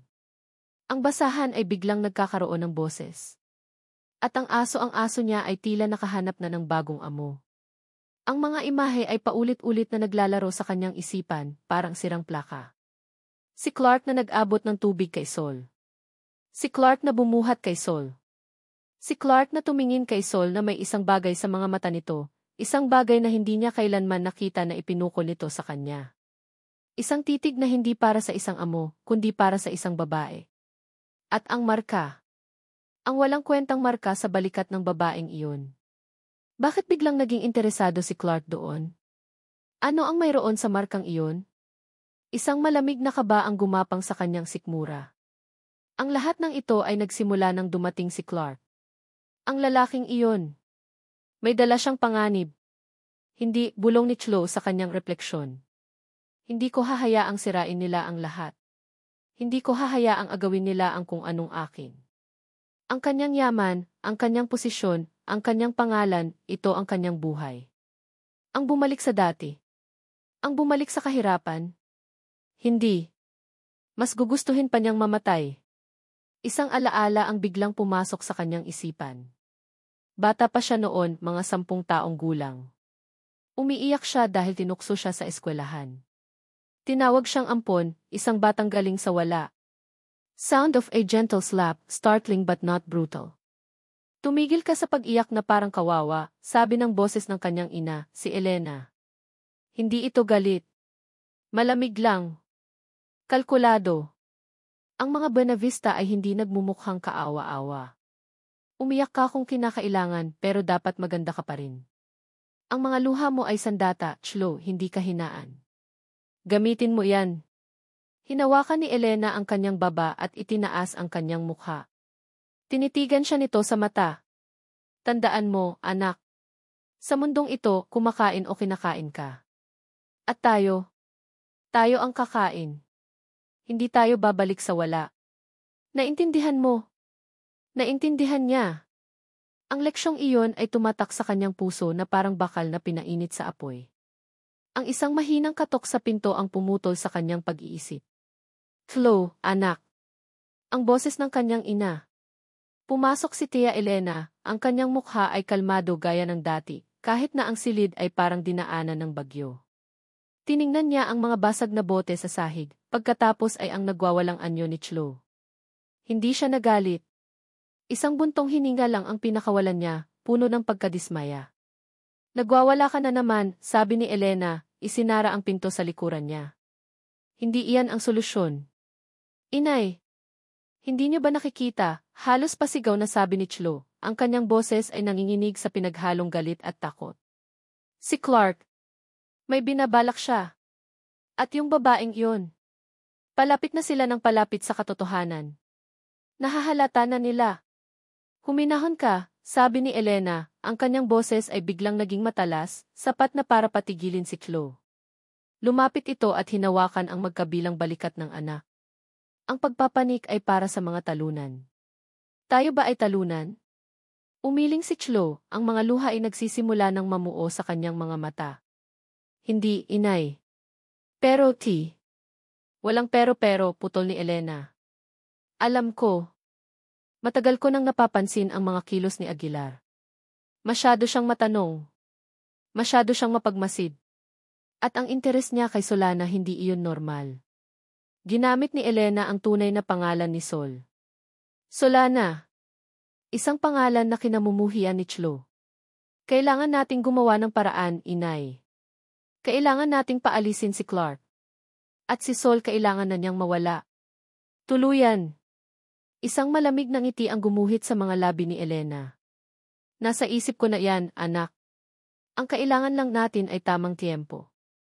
At isang plano na hindi maaaring palpak. Anong plano? Lumakad si Elena papunta sa bintana at tumingin sa labas, sa direksyon ng silid ni Don Alejandro. Ang lolo mo. Mahina siya ngayon. Parehong ang katawan at ang puso. At ang pinakamalaking kahinaan niya ay ang alaala ng kanyang yumaong asawa, ang iyong lola Consuelo. Hindi naintindihan ni Chloe. Anong kinalaman ni Lola? Humarap si Elena sa kanya, ang mga mata nito'y kumikinang sa isang masamang balak. Gagamitin natin ang pagmamahal niya laban sa kanya. Gagawa tayo ng isang kasalanan na hindi niya mapapatawad. Isang kasalanan na ididikit natin sa pangalan ng hampas lupang iyon. Pumunta si Elena sa kanyang sariling aparador na konektado sa silid ni Chloe. Binuksan niya ang isang maliit at nakatagong kahon. Mula rito, kumuha siya ng isang bagay. Lumapit siya pabalik kay Chloe at inilahad ang kanyang palad. Sa ibabaw nito, kumikinang sa ilalim ng ilaw ay isang kwintas. Isang magandang kwintas na gawa sa mga perlas na may isang maliit na diamante sa gitna. Pamilyar ito kay Chloe. Ito ang paboritong alahas ng kanyang lola Consuelo, isang bagay na madalas niyang makita sa mga lumang litrato. Ang kwintas ni Lola. Bulong ni Chloe. Paano napunta yan sa inyo? Hindi na mahalaga kung paano, sagot ni Elena, ang kanyang boses ay isang mapanganib na bulong. Ang mahalaga ay kung saan ito mapupunta. Kinuha niya ang kamay ni Chloe at inilagay ang malamig na kwintas sa palad nito. Ang mga perlas ay parang mga matang malamig na nakatitig sa kanya. Ano nang gagawin ko rito? Tanong ni Chloe. Tinitigan siya ni Elena, ang kanyang mga mata ay matalas at walang awa. Itago mo to sa kwarto ng hampas lupang iyon. Ang utos ay malinaw. At malupit.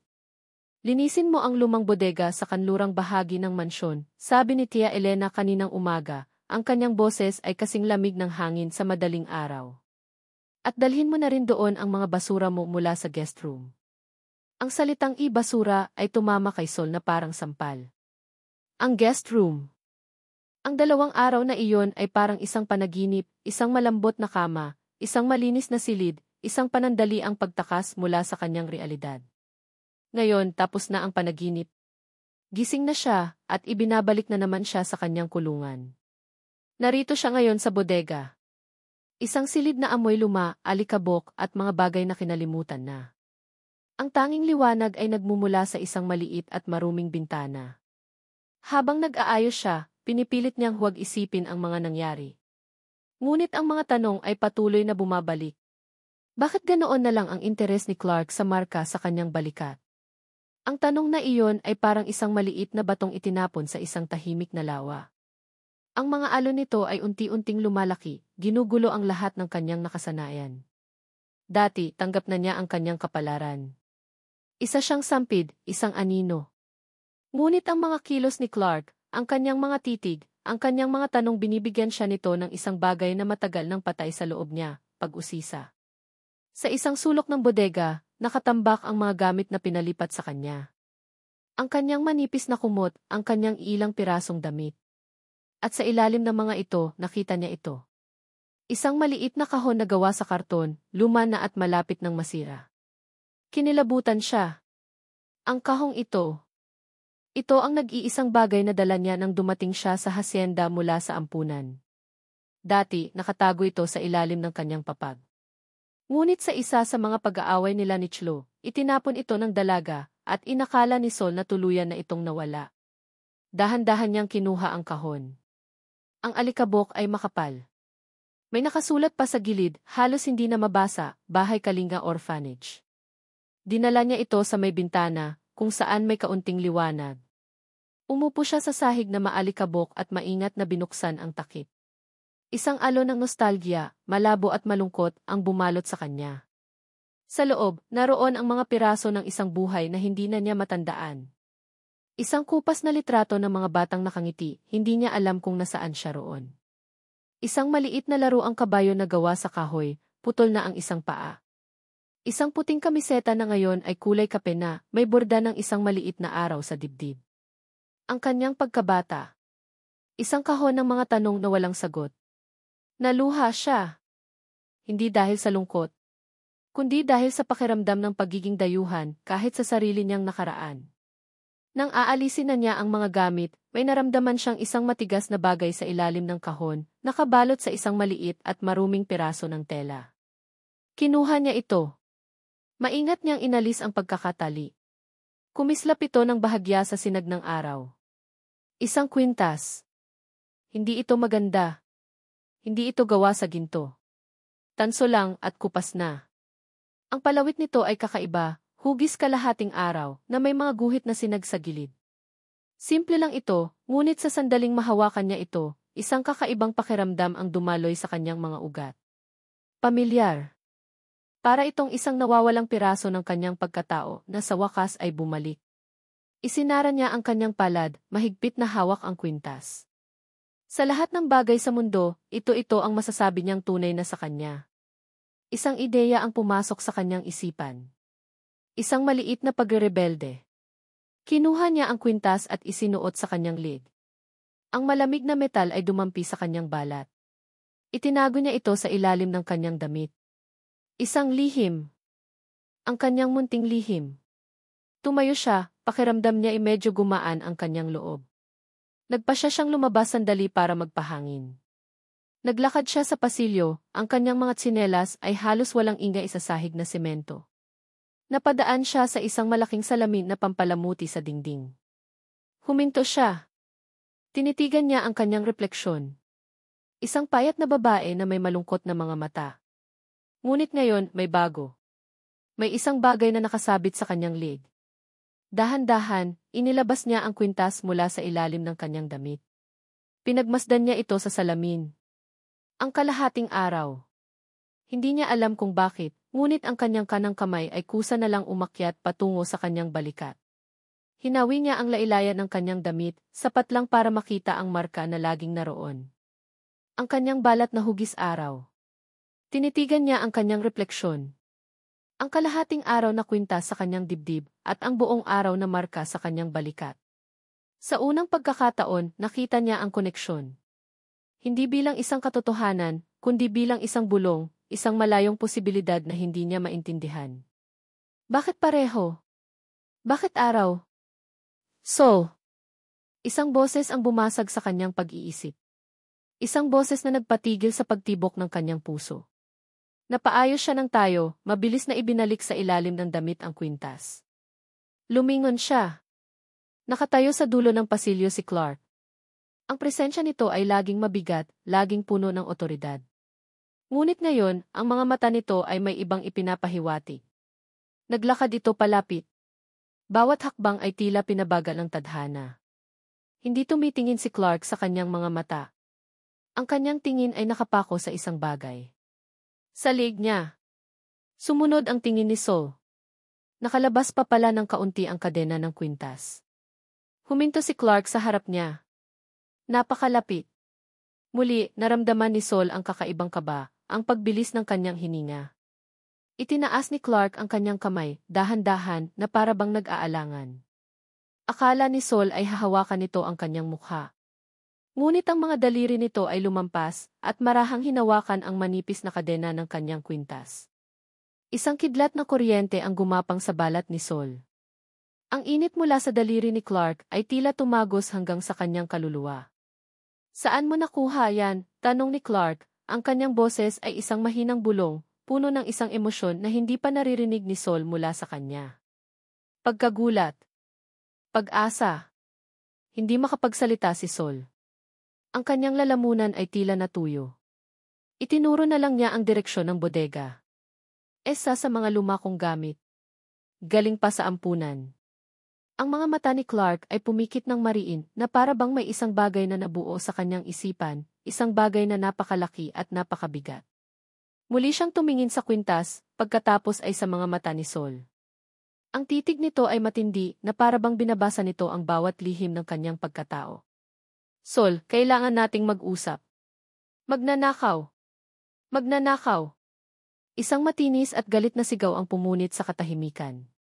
Mula sa kabilang dulo ng pasilyo, mabilis na naglalakad si Chlo, ang mukha niya ay namumula sa galit. Sa likod niya ay may dalawang gwardiya, ang mga mukha ay seryoso at handang sumunod sa anumang utos. Natigilan sina Sol at Clark. Mabilis na binawi ni Clark ang kanyang kamay. Anong ginagawa mo? Ninakaw niya ang alahas ni Lola, sigaw ni Chlo. Itinuturo si Sol na para bang ito ang pinakamaruming bagay sa mundo. Ano? Hindi. Hindi totoo yan, gulat na sagot ni Sol. Anong alahas? Ang kupas na kwintas na ito. Huwag ka nang magkaila, hampas lupa, sabi ni Chlo. Lumapit ito at tinulak si Sol ng malakas. Napaatras si Sol, muntik nang matumba, mabuti na lang at nahawakan siya sa braso ni Clark para suportahan. Ang simpleng paghawak na iyon ay lalong nagpaapoy sa galit ni Chlo. At ikaw naman, Aguilar. Kinakampihan mo pa ang magnanakaw na to. O baka naman kasabwat ka niya? Senorita Chlo, huminahon po kayo, sabi ni Clark, ang kanyang boses ay kalmado ngunit matigas. Walang ninanakaw si Sol. Talaga ba? Sarkastikong sabi ni Chlo. Tumingin siya sa mga gwardya. Halughugin ninyo ang kwarto ng babaeng yan. Ngayon din. Walang karapatan si Sol, pagsisimula ni Clark, ngunit pinutol siya ni Chlo. Ako ang may-ari ng pamamahay na ito. At bilang amo ninyo, inuutusan ko kayo. Halughugin ninyo. Ang mga gwardiya ay nagkatinginan, nag-aalangan, ngunit ang utos ng isang Buenavista, o ang kinikilalang Buenavista, ay batas. Naglakad sila papunta sa direksyon ng bodega. Sumunod si Chlo na may ngiting tagumpay sa kanyang mga labi. Chlo, ano to? Wala akong kinukuha, sigaw ni Sol, ang boses niya ay nanginginig na sa takot at pagkalito. Humarap si Chlo sa kanya, ang ngiti ay nawala at napalitan ng isang malamig na pagbabanta. Manahimik ka. Matagal na kitang pinaghihinalaan. At ngayon, may ebidensya na ako. Bago pa man makasagot si Sol, bumalik na ang isang gwardiya. Sa kanyang kamay, may hawak itong isang kumikinang na bagay. Isang kwintas na gawa sa perlas. Nanlaki ang mga mata ni Sol. Hindi niya pa nakikita ang alahas na iyon sa buong buhay niya. Nakita po namin sa ilalim ng kanyang unan, Senorita, sabi ng gwardiya. Gumuho ang mundo ni Sol. Hindi sa akin yan, hindi ko alam kung paano napunta yan dyan. Bulong niya, paulit-ulit, na para bang ang pag-ulit sa mga salitang iyon ay gagawin itong totoo. Kinuha ni Chlo ang kwintas. Itinaas niya ito para makita ng lahat. Ang kwintas ng aking lola Consuelo. Ang paborito niyang alahas. At ninakaw mo. Tumingin siya kay Sol na may pagkasuklam. Walang utang na loob. Pinalaman ka sa pamamahay na ito, binigyan ng bubong na masisilungan, tapos ito ang isusukli mo. Isa kang ahas, Sol. Isang ahas na walang ginawa kundi manuklaw. Hindi totoo yan. Umiiyak na sabi ni Sol, tumingin siya kay Clark, naghahanap ng tulong, ng saklolo. Ngunit bago pa man makapagsalita si Clark, isang pamilyar na boses ang narinig mula sa itaas ng hagdan. Anong kaguluhan ito? Si Don Alejandro. Nakatayo ito sa tuktok ng hagdanan, nakasandal sa kanyang baston, ang mukha ay seryoso at pagod. Sa tabi niya, nakatayo si Tia Elena, ang kanyang mukha ay isang perpektong maskara ng pag-aalala. Ang entablado ay kumpleto na. At si Sol ang bida, ang kontrabida, sa isang dula na hindi niya isinulat. Ang tunog ng baston ni Don Alejandro sa marmol na sahig ay parang martilyo ng isang hukom na pumupukpok, naghahayag ng isang paglilitis. Para kay Clark, ang pasilyong iyon ay biglang naging isang korte, at ang hatol ay matagal nang naisulat.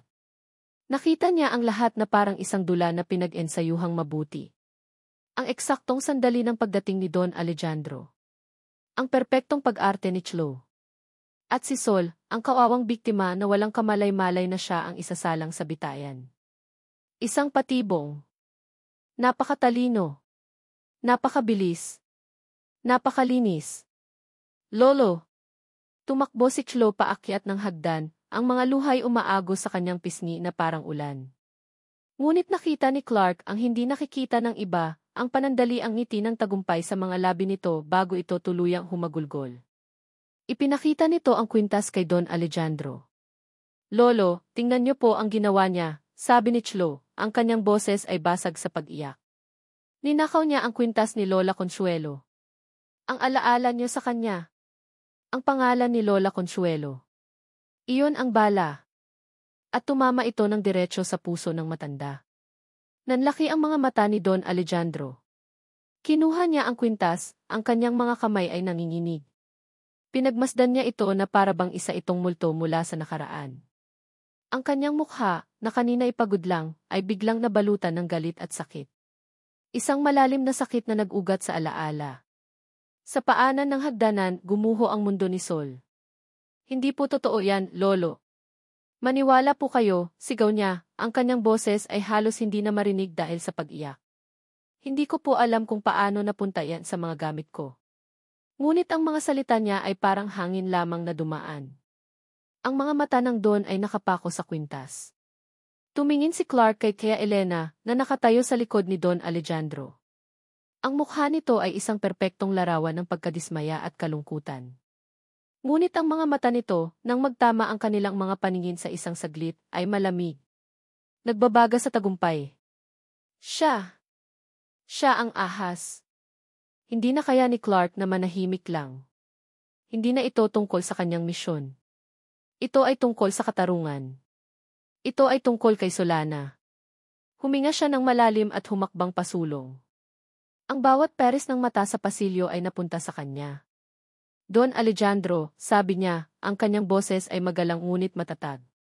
Ang katahimikan ay nakakabingi. Sa buong paggalang po, isang patibong po ito. Ang mga salita ay tila bumasag sa isang salamin. Nag-angat ng tingin si Don Alejandro mula sa kwintas, ang kanyang mga mata ay nanlilisik ngayon, hindi na sa sakit, kundi sa purong galit. Ano nang sinabi mo? Tanong ng matanda, ang kanyang boses ay mababa at mapanganib. Isang setup po ito para palabasin na magnanakaw si Sol. Pag-ulit ni Clark, pinanatili ang kanyang tindig. Imposibleng gawin niya ito. Kilala ko po siya. Hindi mo siya kilala, putol ni Don Alejandro, ang kanyang boses ay umalinggaw sa buong pasilyo. Sino ka para sabihin yan? Sino ka para questionin ang apo ko? Lolo, hayaan niyo na po siya, sabat ni Chlo, lalo pang nagpapakitang gilas. Halata namang kinakampihan niya ang babaeng iyan. Baka nga po kasabwat siya. Ang lason ay kumalat na. Ngayon, pati si Clark ay damay na. Hindi ako kasabwat ni Numan, mariing sabi ni Clark, ang kanyang tingin ay matalim na nakatuon kay Chlo. Ang sinasabi ko lang ay ang katotohanan. Katotohanan, tumawa ng mapakla si Don Alejandro. Ang katotohanan ay nasa harapan ko, Aguilar. Isang pamana mula sa aking yumaong asawa, na natagpuan sa silid ng isang taong pinakain at kinukup ko. Yan ang katotohanan. Bumaling ang matanda kay Sol, ang kanyang mga mata ay puno ng pagkasuklam. Si Sol ay napaurong, na para bang ang mga titig na iyon ay mga pisikal na suntok. Hindi pogi. Iyon na lang ang paulit-ulit na nasasabi ni Sol sa gitna ng kanyang mga hikbi. Tumahimik ka, sigaw ni Don Alejandro. Hindi na napigilan ni Clark ang sarili. Don Alejandro, pakinggan niyo po muna siya. Bigyan niyo po siya ng pagkakataong magpaliwanag. Iyon na ang huling patak. Ang buong bigat ng galit ng Don ay bumaling sa kanya. Itinutok nito sa kanya ang kanyang baston, ang dulo nito ay nanginginig. Tumahimik ka, Aguilar, sabi ng matanda, ang bawat salita ay mabagal at puno ng otoridad. Isang salita mo pa, at sisiguraduhin kong hindi ka na makakatapak sa lupa ng hasyendang ito. Naiintindihan mo? Isang pagpipilian. Manahimik at manatili o magsalita at mapalayas. Kung mapalayas siya, sino na ang poprotekta kay Sol? Sino ang maglalabas ng katotohanan? Mawawala ng saysay ang lahat. Napilitan siyang manahimik. Ikinuyom niya ang kanyang mga kamao sa kanyang tagiliran, ang galit at kawalang magawa ay parang asidong sumusunog sa kanyang sikmura. Naramdaman niya ang ngiting tagumpay ni Tia Elena, kahit hindi niya ito tinitingnan. Panalo sila. Sa ngayon, tumingin si Don Alejandro pabalik kay Sol, na ngayon ay nakaluhod na sa sahig, umiiyak ng walang tunog. Ang anyo nito ay isang larawan ng ganap na pagkawasak. Pinalaki kita, sabi ng matanda, ang kanyang boses ay malamig na parang yelo. Pinakain. Pinatira sa pamamahay ko. Inakala kong kahit papaano, mayroon kang utang na loob. Huminto ito, hinahayaan ang bawat salita na bumaon. Pero nagkamali ako. Isa kang ahas. Isang magnanakaw. Nag-angat ng tingin si Sol, ang kanyang mukha ay basang-basa ng luha, ang kanyang mga mata ay nagmamakaawa. Ngunit walang awa sa mga mata ni Don Alejandro. Tanging paghusga. Lumayas ka sa pamamahay ko. Ang mga salita ay binitawan. Isang pinal na hatol. Ang katahimikan na sumunod ay mas mabigat kaysa sa anumang sigaw. Ngayon din, dagdag ng matanda. Tumingin ito sa dalawang gwardiya. Ilabas niyo siya. Gumuho ang huling piraso ng pag-asa sa mukha ni Sol. At si Clark, nakatayo roon, ay walang nagawa kundi ang panoorin ang lahat. Panoorin ang paglapit ng mga gwardiya. Panoorin ang paghila nila sa babaeng ipinangako niyang proprotektahan. Panoorin ang unti-unting pagpatay sa kanyang kaluluwa. Edit. More effort. Edit. More effort. Sige, ito ang pagpapatuloy. At si Tia Elena. Nakatayo sa likuran nilang dalawa, isang perpektong anino. Ang mukha nito ay nagpapahayag ng awa at pagkadismaya. Ngunit ang mga mata nito ay walang kasing lamig, walang kasing talim. Ang mga mata nito ang nagsasabing, tapos ka na. Ibinaling niya ang kanyang tingin sa ibaba, desperadong naghahanap ng kahit isang mukha na may bahid ng paniniwala, ng awa. Nakita niya si Clark. Nakatayo ito roon, hindi gumagalaw, ang mga kamaoy mahigpit na nakakuyom sa kanyang tagiliran. Ang kanyang panga ay matigas. Ang kanyang mga mata ay nag-aapoy sa galit at kawalang magawa. Nagtama ang kanilang mga paningin. Sa mga mata nito, nakita ni Sol ang lahat ng salitang hindi nito masabi, patawad. Maniwala ka. Babalikan kita. Iyon na sana ang magiging huling lakas niya. Ngunit bago pa man niya ito maisapuso, hinila na siya ng mga gwardiya papalayo, papalabas ng marangyang pinto. Ang malamig na hangin ng gabi ang unang sumalubong sa kanya. Sinundan ito ng ambon na dahan-dahang lumalakas at naging ulan. Nababasa ang kanyang buhok, ang kanyang damit. Ngunit hindi niya ito naramdaman. Ang lamig sa labas ay walang-wala kumpara sa yelo na bumabalot sa kanyang puso. Dinala siya ng mga gwardiya sa malaking gate ng hasyenda. Binuksan nila ito, sapat lang para makalabas ang isang tao. Iwan mo yan. Itinuro ng isang gwardiya ang maliit na supot ng damit na dala ni Sol. Iyon lang ang tanging pag-aari niya sa mundo. Piperotti. Utos ni Senorita. Walang anumang bagay mula sa hasyenda ang pwede mong dalhin. Kinuha ng gwardiya ang supot mula sa kanyang kamay at itinapon sa gilid. Pagkatapos, marahan ngunit mariin, itinulak siya palabas. Isang malakas na klang ang narinig niya nang isara ang bakal na gate. Ang tunog na iyon. Iyon ang tunog ng pagtatapos ng kanyang buhay. Nakakulong na siya ngayon sa labas. Naiwan siyang mag-isa sa madilim na kalsada. Ang tanging liwanag ay nagmumula sa mga poste ng hasyenda sa kanyang likuran, mga liwanag na hindi na para sa kanya. Ang ulan ay lalong lumakas, bumubuhos na parang mga luha ng langit. Nagsimula siyang maglakad. Hindi niya alam kung saan pupunta. Wala siyang pamilya. Wala siyang kaibigan. Wala siyang pera. Wala siyang kahit ano. Isang sampid. Isang basura. Iyon ang tingin nila sa kanya. At sa sandaling iyon, sa gitna ng malakas na ulan, sa madilim at walang katapusang kalsada, nagsimula na rin siyang maniwala. Bumagsak ang kanyang mga tuhod sa basang lupa. Napaluhod siya. Dito, sa kawalan, sa dilim, kung saan walang sinumang makakakita, sa wakas ay hinayaan niyang lumabas ang lahat. Sumigaw siya. Isang sigaw na walang tunog, puno ng lahat ng sakit, lahat ng galit, lahat ng pighati na kinimkim niya sa loob ng 20 taon. Ang kanyang katawan ay nyanig ng mga hikbi. Ang kanyang mga luha ay humalo sa ulan. Ang kanyang mga daliri bumaon sa putik. Naramdaman niyang naabot na niya ang pinakamababang punto ng kanyang buhay. Ang ilalim ng isang madilim na balon kung saan walang liwanag, walang pag-asa. Bakit? Bulong niya sa hangin. Ano nang ginawa ko? Walang sumagot. Tanging ang dagundong lang ng kulog sa malayo. Samantala, sa loob ng mansyon, sa marangyang silid ni Chlo, isang bote ng mamahaling champag ang binuksan. Tunog ng pag-pop ng champagne cork, sinundan ng pagbuhos nito sa 2 baso. Isang tagay, sabi ni Tia Elena, ang kanyang boses ay kalmado na, ngunit may bakas ng tagumpay. Inabot niya ang isang baso kay Chlo. Para sa isang maayos na pagtatrabaho. Kinuha ni Chlo ang baso, ang kanyang mga matay nagniningning. Wala na ang peking luha. Ang natira ay ang purong kasiyahan. Isang tagay para sa paglisan ng peste sa ating buhay. Nagklink ang kanilang mga baso. Isang matunog at malutong na tunog. Sa wakas, sabi ni Chlo pagkatapos uminom. Akin na ang lahat. Hindi pa, pagtatama ni Elena, umupo ito sa isang silyang pelus. May isa pang problema. Sino? Si Clark. Eksakto. Matalino siya, Chlo. At mapanganib. Hindi siya titigil hanggat hindi niya nalalaman ang totoo. Kailangan din nating humanap ng paraan para mapaalis siya. Isang paraan na hindi magmumukhang tayo ang may gawa. Hayaan niyo ako, inay. Ako na ang bahala sa kanya, sabi ni Chlo na may kumpiyansa. Ngunit si Elena ay tumingin sa bintana, sa malakas na ulan sa labas. Huwag mo siyang maliitin, anak. May isang bagay sa lalaking iyon. Isang bagay na hindi ko pa nababasa.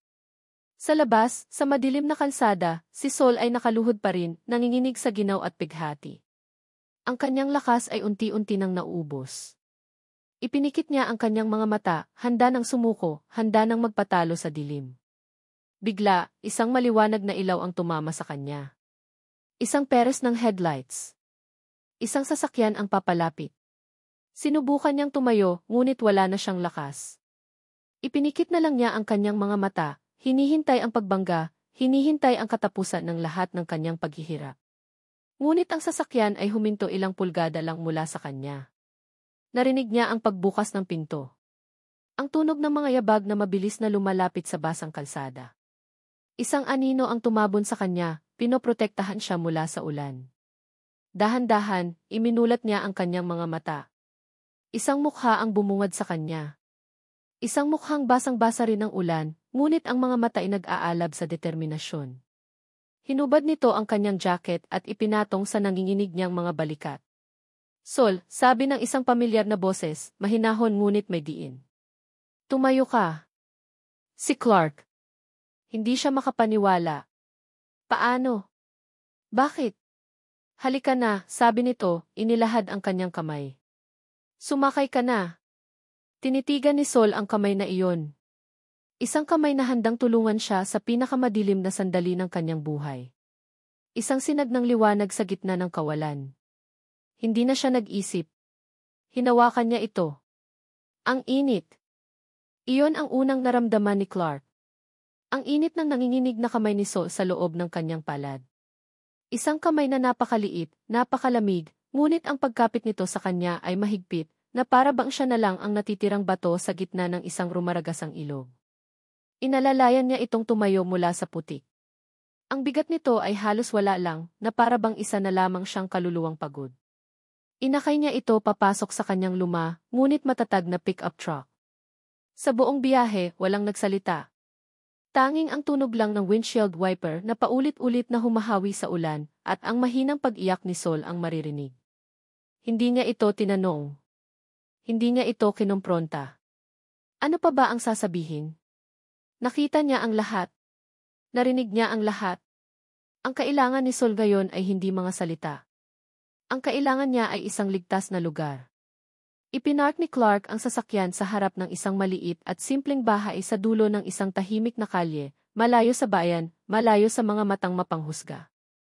Isa itong bahay na matagal na niyang inuupahan, isang safe house na inihanda niya para sa anumang hindi inaasahang pangyayari. Hindi niya akalain na ganito kabilis niya ito kakailanganin. Nandito na tayo, mahinang sabi niya.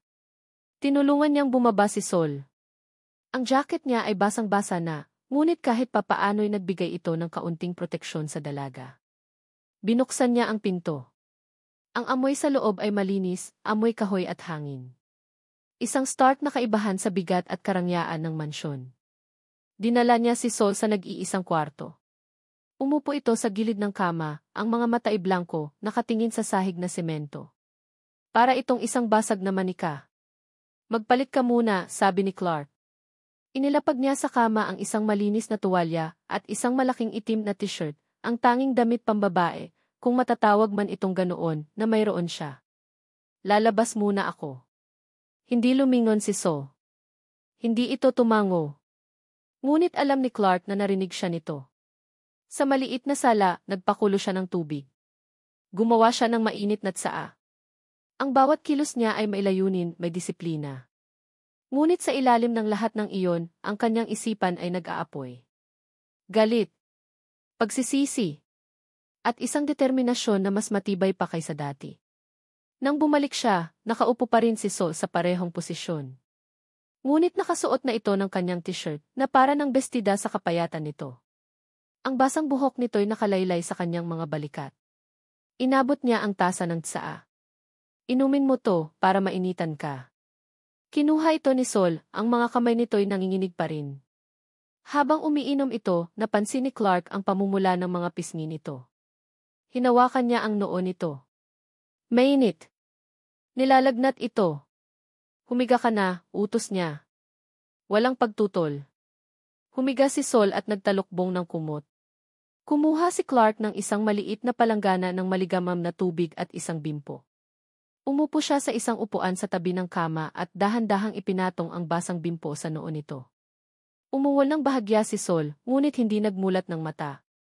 Sa ilalim ng malamlam na ilaw, pinagmasdan ni Clark ang kanyang mukha. Wala na ang dumi, wala na ang putik. Ang natira ay ang payapang anyo ng isang babaeng lubos na nasaktan. Dito, sa katahimikan, mas malinaw niyang nakita ang mga bakas ni Isabella Buenavista sa mukha nito. Ang hugis ng mga kilay.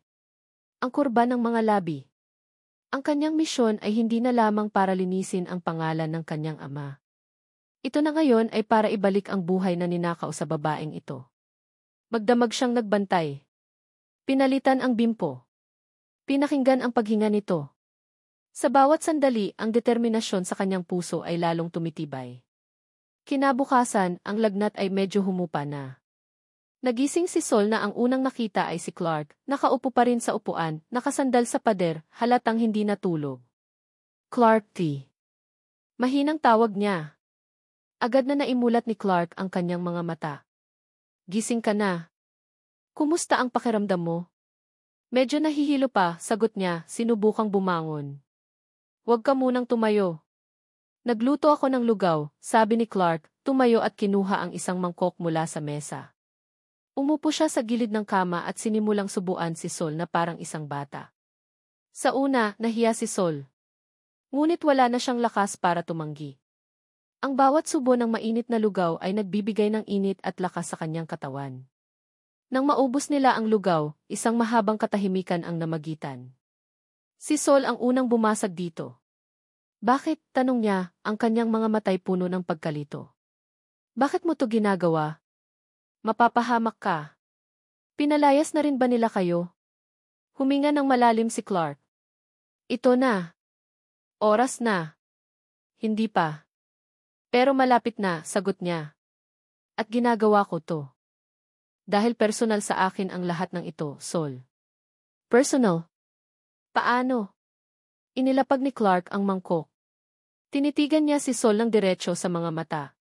Ang pangalan ng tatay ko ay Benjamin Aguilar.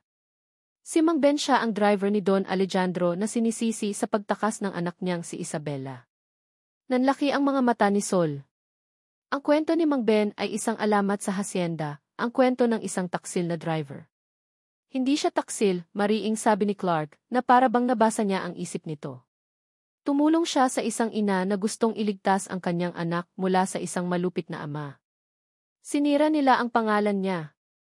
Namatay siyang dala ang kahihiyang iyon. Pumasok ako sa hasyenda para alamin ang totoo at para linisin ang pangalan niya. Natigilan si Sol. Ang lahat ng kabaitan ni Clark may mas malalim palang dahilan. Pero ano na kinalaman ko dyan? Ito na ang pinakamahirap na parte. Mula sa ilalim ng kanyang jacket, inilabas ni Clark ang isang bagay na nakabalot sa tela. Ang talaarawan. May kinalaman ka sa lahat, Sol. Dahil ikaw ang dahilan kung bakit umalis si Isabela. Ikaw ang anak na gusto niyang iligtas. Umiling-iling si Sol. Hindi totoo yan, nagkakamali ka di. Hindi ako nagkakamali, sabi ni Clark. Inabot niya ang talaarawan. Basahin mo. Ito ang talaarawan ng nanay mo. Nanginginig ang kamay ni Sol nang kunin niya ang lumang kwaderno. Binuksan niya. Ang sulat kamay pamilyar. Parang isang malayong panaginip. Sound of pages turning slowly. A faint, dreamlike female voice-over, Isabella's voice, can be heard reading a line as Sol's eyes scanned the page. Ipinagdarasal kong magkaroon siya ng marka ng araw sa kanyang kanang balikat ang aking munting Solanati. Napahawak si Sol sa kanyang balikat. Solana. Ang pangalang iyon. Binuklat niya ang huling pahina. Ang tanging maibibigay ko sa aking anak ay ang kwintas na ito, ang kalahati ng isang araw. Naway mahanap niya balang araw ang kapares nito na naiwan sa aking amad. Kusang napahawak si Sol sa kanyang lig. Ang kwintas. Ang kalahati ng isang araw. Bigla ang lahat ng piraso ay nagkabit-kabit. Ang panaginip. Ang boses na bumubulong. Ang koneksyon na naramdaman niya sa larawan ni Isabela. Ang marka. Ang kwintas. Hindi ito isang koinsidensya. Ito ang kanyang buhay. Ang buhay na ninakaw sa kanya. Isang luha. Dalawa. Hanggang sa ang kanyang mukha ay basang-basa na. Ngunit hindi ito luha ng peghati. Ito ay luha para sa isang inang hindi niya nakilala, para sa isang pagmamahal na ngayon niya lang naramdaman. Niyakap niya ang talaarawan. Ang tanging bagay na nag-uugnay sa kanyang tunay na ina. Nakita ni Clark ang pagguho ng lahat ng pader na itinayo ni Sol sa kanyang paligid. Nakita niya ang hilaw na emosyon. Sa isang iglap, nawala ang kanyang propesyonal na distansya. Umupo siya sa tabi nito at marahang hinawakan ang kamay nito. Hindi ka nag-iisa, Sol, sabi niya, ang kanyang boses ay puno ng pangako. Hindi ka na nag-iisa. Lalaban tayo ng magkasama. Nag-angat ng tingin si Sol, ang kanyang mga matay puno pa rin ng luha, ngunit may bago ng kislap. Isang kislap ng pag-asa. At tapang. Tumango siya. Lalaban tayo. Sa unang pagkakataon, ang Ki-Sampid at ang E-Bodyguard ay naging magkakampi. Isang alyansa na isinilang mula sa sakit at pinagtibay ng katotohanan. Pagkatapos ng ilang sandali, nang medyo humupa na ang emosyon, nagsalita ulit si Clark. Ang talaarawan ay isang malakas na ebidensya. Ngunit sasabihin ni na Chloe at Elena na peke lang ito. Kailangan natin ng higit pa. Kailangan natin ng isang testamento na hindi nila matatawaran. Tumingin siya kay Sol, ang kanyang isipan ay nagbabalangkas na ng susunod na hakbang. May isang tao pa tayong kailangang mahanap, sabi ni Clark. Ang komadronang nagpaanak kay Isabela. Siya na lang ang makakapagsabi ng totoo. Ang bawat metro na nilalakbay ng pick-up truck ni Clark ay parang isang hakbang papalapit sa bibig ng isang bulkan. Mula sa malayo, ang Hacienda Buena Vista ay isang kumpol ng mga kumikinang na liwanag sa gitna ng kadiliman. Isang paraiso. Ngunit para kay Sol, ang mga ilaw na iyon ay hindi na bituin. Para na itong mga matang mapanghusga, naghihintay sa kanyang pagdating. Handa ka na ba? Tanong ni Clark, ang kanyang mga mata ay nakatuon sa daan, ngunit ang tanong ay para sa kanya. Umiling si Sol, ang kanyang mga kamay ay mahigpit na nakahawak sa talaarawan ni Isabela na nasa kanyang kandungan. Ang lumang kwaderno ay tila may sariling bigat, ang bigat ng isang buhay na ninakaw. Hindi, aminado niya, ang kanyang boses ay isang nanginginig na bulong. Pero kailangan. Isang tango lang ang isinagot ni Clark. Ngunit sa gilid ng kanyang mga mata, nakita ni Sol ang paghigpit ng kanyang hawak sa manibela. Hindi rin siya handa. Ngunit pareho nilang alam na wala ng atrasan. Sa loob ng 3 araw, pagkatapos nilang mahanap ang komadrona na si Aling Nena, binuo nila ang planong ito. Isang planong simple. Isang planong mapanganib. Isang planong walang puwang para sa pagkakamali. Ang malakas na tugtugin at halakhakan ay lalong lumalakas habang papalapit sila sa mansyon. Isang malaking party. Ayon sa impormasyon ni Clark, ito raw ay isang selebrasyon para sa mabilis na paggaling ni Don Alejandro na inorganisa ni Chlo. Isang perpektong pagkakataon. Naroon ang lahat ng mahahalagang tao sa probinsya. Walang masasalba sa katotohanan kaysa sa paglalantad nito sa harap ng maraming saksi. Huminto sila sa may gate. Ang mga gwardiya na nakakilala sa sasakyan ni Clark ay agad itong binuksan. Ngunit ang kanilang mga mukha ay nagbago nang makita kung sino ang nakaupo sa tabi niya. Ang kanilang mga mata ay nanlaki sa gulat at pagkalito. Hindi sila pinansin ni Clark. Minaneho niya ang sasakyan papasok, hindi sa paradahan ng mga empleyado, kundi sa mismong harapan ng mansyon, kung saan nakaparada ang mga magagarang kotse ng mga bisita. Pinatay niya ang makina. Sa isang iglap, ang ingay ng party ay naging nakakabingi. Sol, sabi ni Clark, lumingon ito sa kanya. Ang kanyang mga mata ay seryoso, ngunit may bahid ng lambot. Ano man ang mangyari sa loob, huwag kang bibitaw. Huwag kang matatakot. Nandito ako. Tumango si Sol, huminga ng malalim at hinawakan ang malamig na doorknob. Ito na. Sabay silang bumaba ng sasakyan. Ang lahat ng atensyon sa hardin ay agad na napunta sa kanila.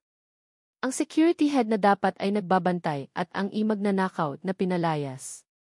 Ang kanilang paglalakad papunta sa malaking pinto ng mansyon ay parang paglalakad sa ibabaw ng mga karayom. Ang bawat titig ay isang paghusga. Ang bawat bulungan ay isang paratang. Tunog, ang malakas na tugtugin at tawanan ay biglang hihina at tuluyang tatahimik habang binubuksan nila ang pinto. Papalitan ito ng bulungan ng mga tao. Pagpasok nila sa loob, ang malakas na musika ay tila naputol. Ang mga nagtatawa ng bisita ay natigilan. Ang mga nagsasayawan ay huminto.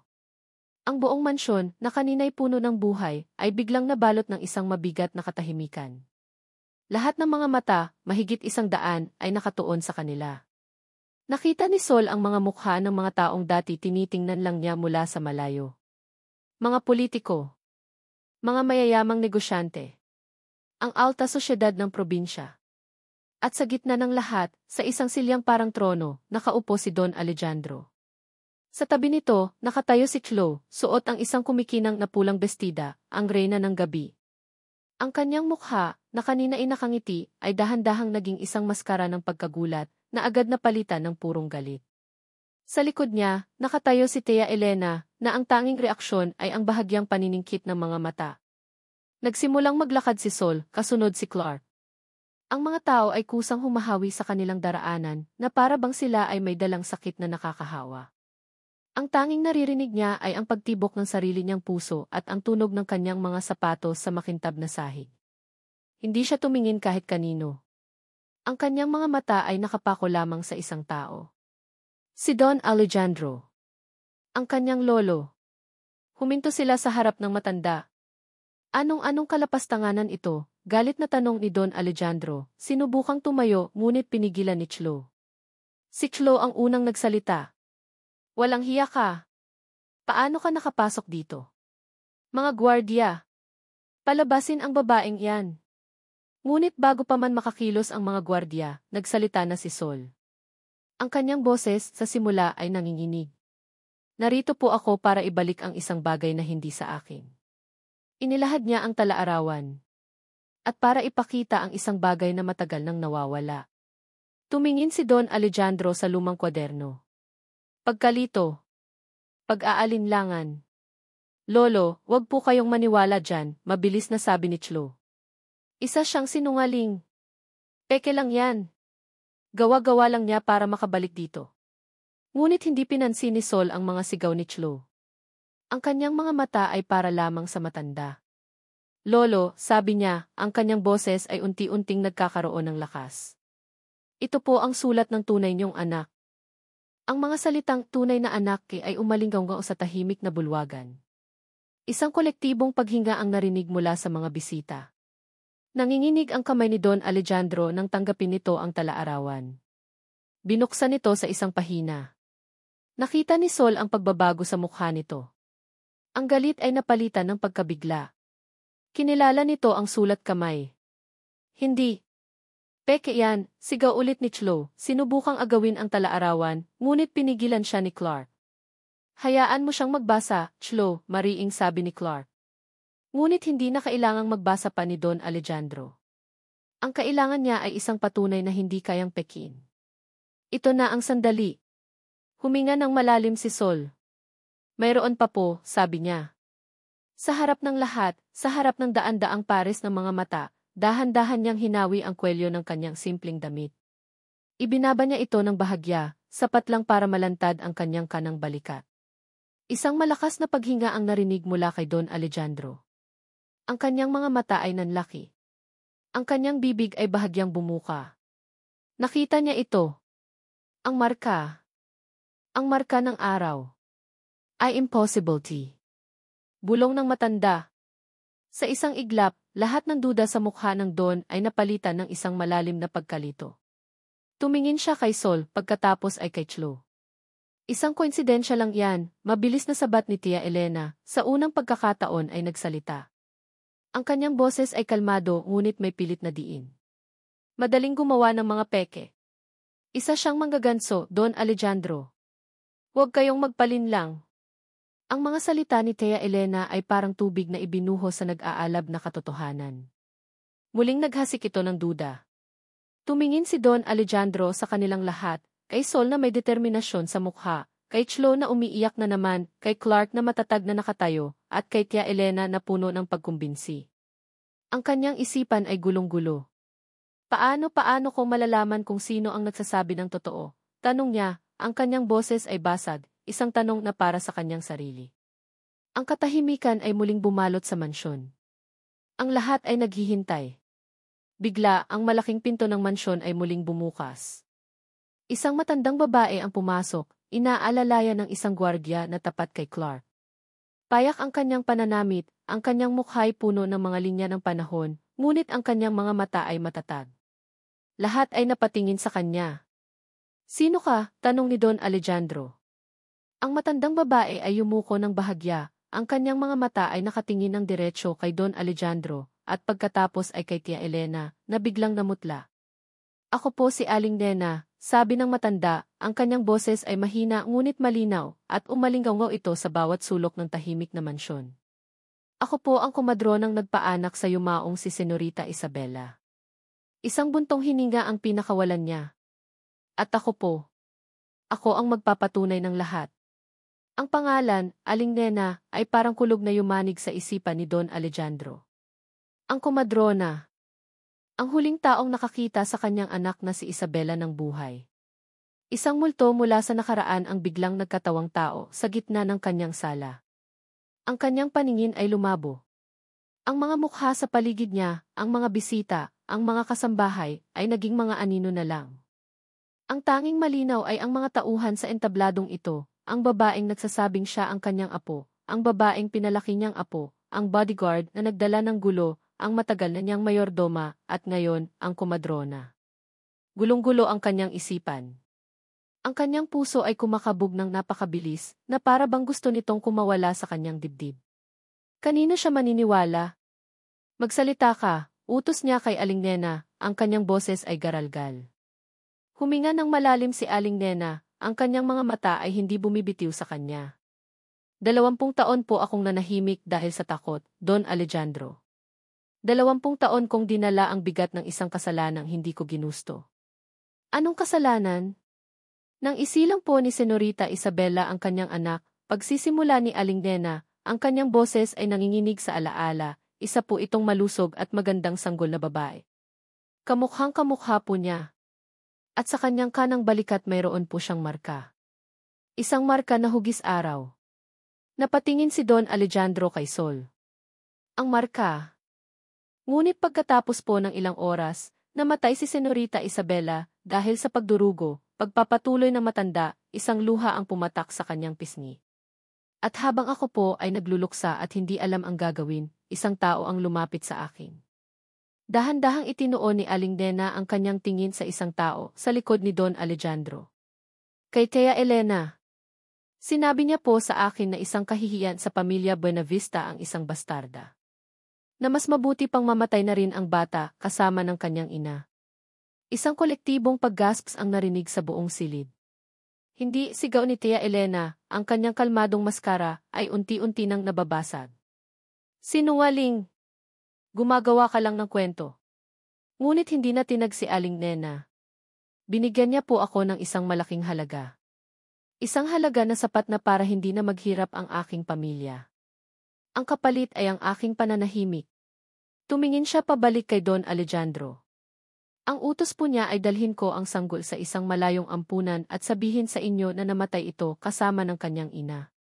Iyon po ang ginawa ko. Patawarin niyo po ako. Napahawak si Don Alejandro sa kanyang dibdib. Ang hangin ay tila nawawala. Ang kanyang anak nagkaanak ito.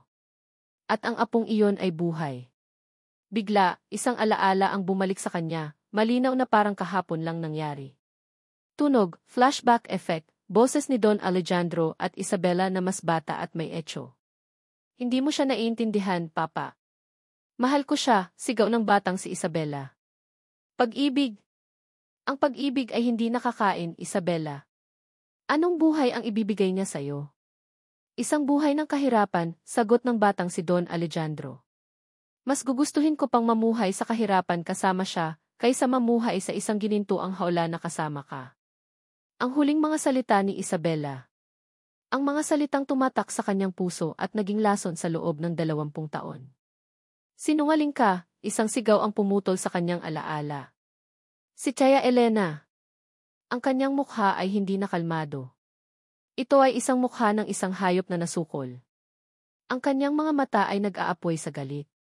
Huwag kayong maniwala sa kanya, Don Alejandro. Isa siyang desperadong matanda na gustong magkapera. Ako? Bakit ko gagawin yon? Buong buhay ko, nagsilbi ako sa pamilyang ito ng may katapatan. Katapatan, isang boses ang sumabat. Si Clark. Ang katapatan niyo po ay hindi para sa pamilya Buenavista, sabi ni Clark, ang kanyang boses ay malamig at matalim. Kundi para sa sarili niyong ambisyon. Tumingin si Clark kay Chlo, na ngayon ay namumutla na at hindi na makapagsalita. At para sa anak niyo. Iyon na. Ang huling pako sa kabaong. Ang lahat ng pagpipigil sa katawan ni Tia Elena ay bumigay. Ang kanyang pagkukunwari ay sumabog na parang isang bulkan. Ginawa ko yon, umalingaw ang kanyang sigaw sa buong mansyon. Ang kanyang boses ay puno ng galit, inggit, at sakit na kinimkim niya sa loob ng maraming taon. Ginawa ko yon dahil yon ang nararapat sa amin. Habang buhay kaming nagsilbi sa inyo. Mga anino. Mga alipin. Habang kayo nagpapakasasa sa yaman na hindi nyo naman pinaghirapan. Humarap siya kay Don Alejandro. Ang anak mo. Si Isabela. Isang mahinang nilalang. Ipinagpalit niya ang lahat ng ito para sa isang hamak na magsasaka. Hindi niya deserve ang pangalang Buenavista. Ang anak ko, sabi niya, itinuro si Chlo na ngayon ay umiiyak na sa takot. Siya ang nararapat. Matalino siya. Maganda. May ambisyon. Ginawa ko ang lahat para ibigay sa kanya ang buhay na dapat ay para sa amin. Ang pag-amin. Isang lason na kumalat sa hangin at nilason ang lahat. Ang mga bisita ay hindi makapaniwala. Ang mga bulungan ay naging mga hayagang pag-uusap. Napatingin si Don Alejandro kay Chlo. Ang babaeng tinuring niyang apo. Ang babaeng minahal niya bilang pamalit sa sakit na idinulot ng pagkawala ni Isabela. Ngayon, ang mukha ni Chlo ay hindi na mukha ng isang prinsesa. Isa itong mukha ng isang impostor. Bumagsak si Chlo sa kanyang mga tuhod. Lolo. Patawad. Hindi ko po. Inay ni. Wala na siyang mabubuong salita. Ang kanyang mundo, na itinayo sa pundasyon ng kasinungalingan, ay gumuho sa isang iglap. Ang lahat ng lakas sa katawan ni Don Alejandro ay nawala. Ang kanyang baston ay nahulog sa sahig, lumikha ng isang malakas na kalabog. Napaluhod siya. Ang kanyang paningin ay nakatuon na lang sa iisang tao. Kay Sol. Ang babaeng inalipusta niya. Ang babaeng pinalayas niya. Ang babaeng tinawag niyang magnanakaw. Ang kanyang tunay na apo. Ang mga mata nito ay puno ng luha. Ngunit hindi luha ng galit. Luha ng sakit. Luha para sa kanilang dalawa. Apo Koji. Bulong ni Don Alejandro, ang mga salita ay tila mga bubog na sumusugat sa kanyang lalamunan. Anak ni Isabela. Isang malalim na pagsisisi, mas malalim pa sa karagatan, ang lumunod sa kanya. Ang sakit ng pagkawala ni Isabela ay bumalik, ngunit ngayon, may kasama na itong bagong sakit, ang sakit ng kanyang sariling pagkakasala. Ang kanyang pagiging malupit. Ang kanyang pagiging bulag. Lumapit si Sol sa kanya. Ang bawat hakbang nito ay mabigat. Huminto ito sa harap niya. Ang mga luha ay patuloy na umaagos sa kanilang mga mukha. Hindi alam ni Don Alejandro kung ano ang gagawin. Gusto niyang humingi ng tawad, ngunit walang salitang sapat. Gusto niya itong yakapin, ngunit nararamdaman niyang wala siyang karapatan. Nag-angat ng tingin si Sol mula sa kanya. Hindi niya alam kung kanino ito titingin. Sa nagluluksa niyang lolo, o sa lalaking naging sandalan niya sa lahat. Ang kanyang mga mata ay naghanap at natagpuan nito ang mga mata ni Clark. Ang lalaking naniwala sa kanya. Ang lalaking sumugal ng lahat para sa kanya. Ang lalaking nagdala pabalik sa kanya sa liwanag. Sa isang iglap, ang pagkalito sa mukha ni Sol ay nawala. Alam na niya kung saan siya lilingon. Alam na niya kung sino ang kanyang kailangan. Makalipas ang ilang buwan, ang hangin sa Hacienda Buena Vista ay nagbago na. Ang dating bigat, ang takot na laging nakakubli sa bawat sulok, ay napalitan ng isang magaang na pakiramdam. Ang mga bulungan ay naging masayang kwentuhan. Ang mga peking ngiti ay naging tunay na halakhak. Sa ilalim ng isang malaking puno ng akasya, nakaupo si Solana sa isang bilog kasama ang mga pinuno ng mga manggagawa sa taniman ng kape. Wala na ang dating nakayukong pisol na takot magsalita. Ang babaeng naroon ngayon ay nakikinig ng mabuti, ang kanyang mga mata ay puno ng sinseridad, at ang kanyang mga labi ay handang ngumiti. Maganda po ang mungkahi ninyo, Mang Teban, sabi ni Sol, tumatango sa isang matandang lalaki na may kulubot na mukha, ngunit masiglang mga mata. Kung maglalagay tayo ng maliit na kooperatiba para sa mga pamilya, mas makakatulong iyon kaysa sa simpleng pagtaas lang ng sahod. Magkakaroon sila ng sarili nilang puhunan. Salamat po, Senorita Solana, magalang na sagot ng matanda. Ngumiti si Sol. Sol na lang po, Mang Teban. Pare-pareho lang po tayong nagtatrabaho para sa ikabubuti ng hacienda. Isang ngiti ng paghanga at respeto ang isinukli ng mga manggagawa. Sa loob lamang ng ilang buwan, naramdaman nila ang pagbabago. Hindi na sila mga numero lamang sa isang listahan. Sila ay mga tao na may pangalan, may pamilya, at may boses na pinakikinggan. Habang nagpapatuloy ang kanilang pag-uusap, ang isip ni Sol ay sandaling lumipad sa nakaraan. Ang gabi ng pagbubunyag. Ang mga sigaw. Ang mga luha. Ang pagbagsak ng isang imperyo ng kasinungalingan. Sina Tia Elena at Chlo ay hinarap ang batas. Ang mga kaso ng panloloko, pamimeke, at pamimilit ay sunod-sunod na isinampa laban sa kanila. Ang huling balita na narinig ni Sol ay nahatulan sila ng mahabang pagkakakulong. Hindi siya nakaramdam ng galit o kasiyahan. Ang naramdaman niya ay isang malalim na awa. Isang panghihinayang para sa isang ina at anak na nilamon ng kasakiman na mas pinili ang karangyaan kaysa sa kapayapaan ng kalooban. Sol. Isang boses ang pumutol sa kanyang pag-iisip. Si Clark. Nakatayo ito sa di kalayuan, nakasandal sa isang puno, ang mga braso'y magkasalikop sa kanyang dibdib. Ang dating bodyguard ay isa na ngayong konsultant, ang kanyang kanang kamay sa lahat ng bagay. Nagpaalam na si Sol sa mga manggagawa at lumapit kay Clark. Tapos na ba kayo? Tanong niya. Tumango si Clark. Inaprubahan na ng korte ang petisyon. Opisyal nang nalinis ang pangalan ng tatay ko. Si Benjamin Aguilar ay hindi na isang taksil, kundi isang bayani sa mga papeles ng hasyenda. Isang ngiti ang sumilay sa mga labi ni Sol. Hinawakan niya ang kamay ni Clark. Masaya ako para sa'yo. At para kay Tatay Ben. Ilang sandali silang nagkatitigan, ang kanilang mga kamay ay magkahawak.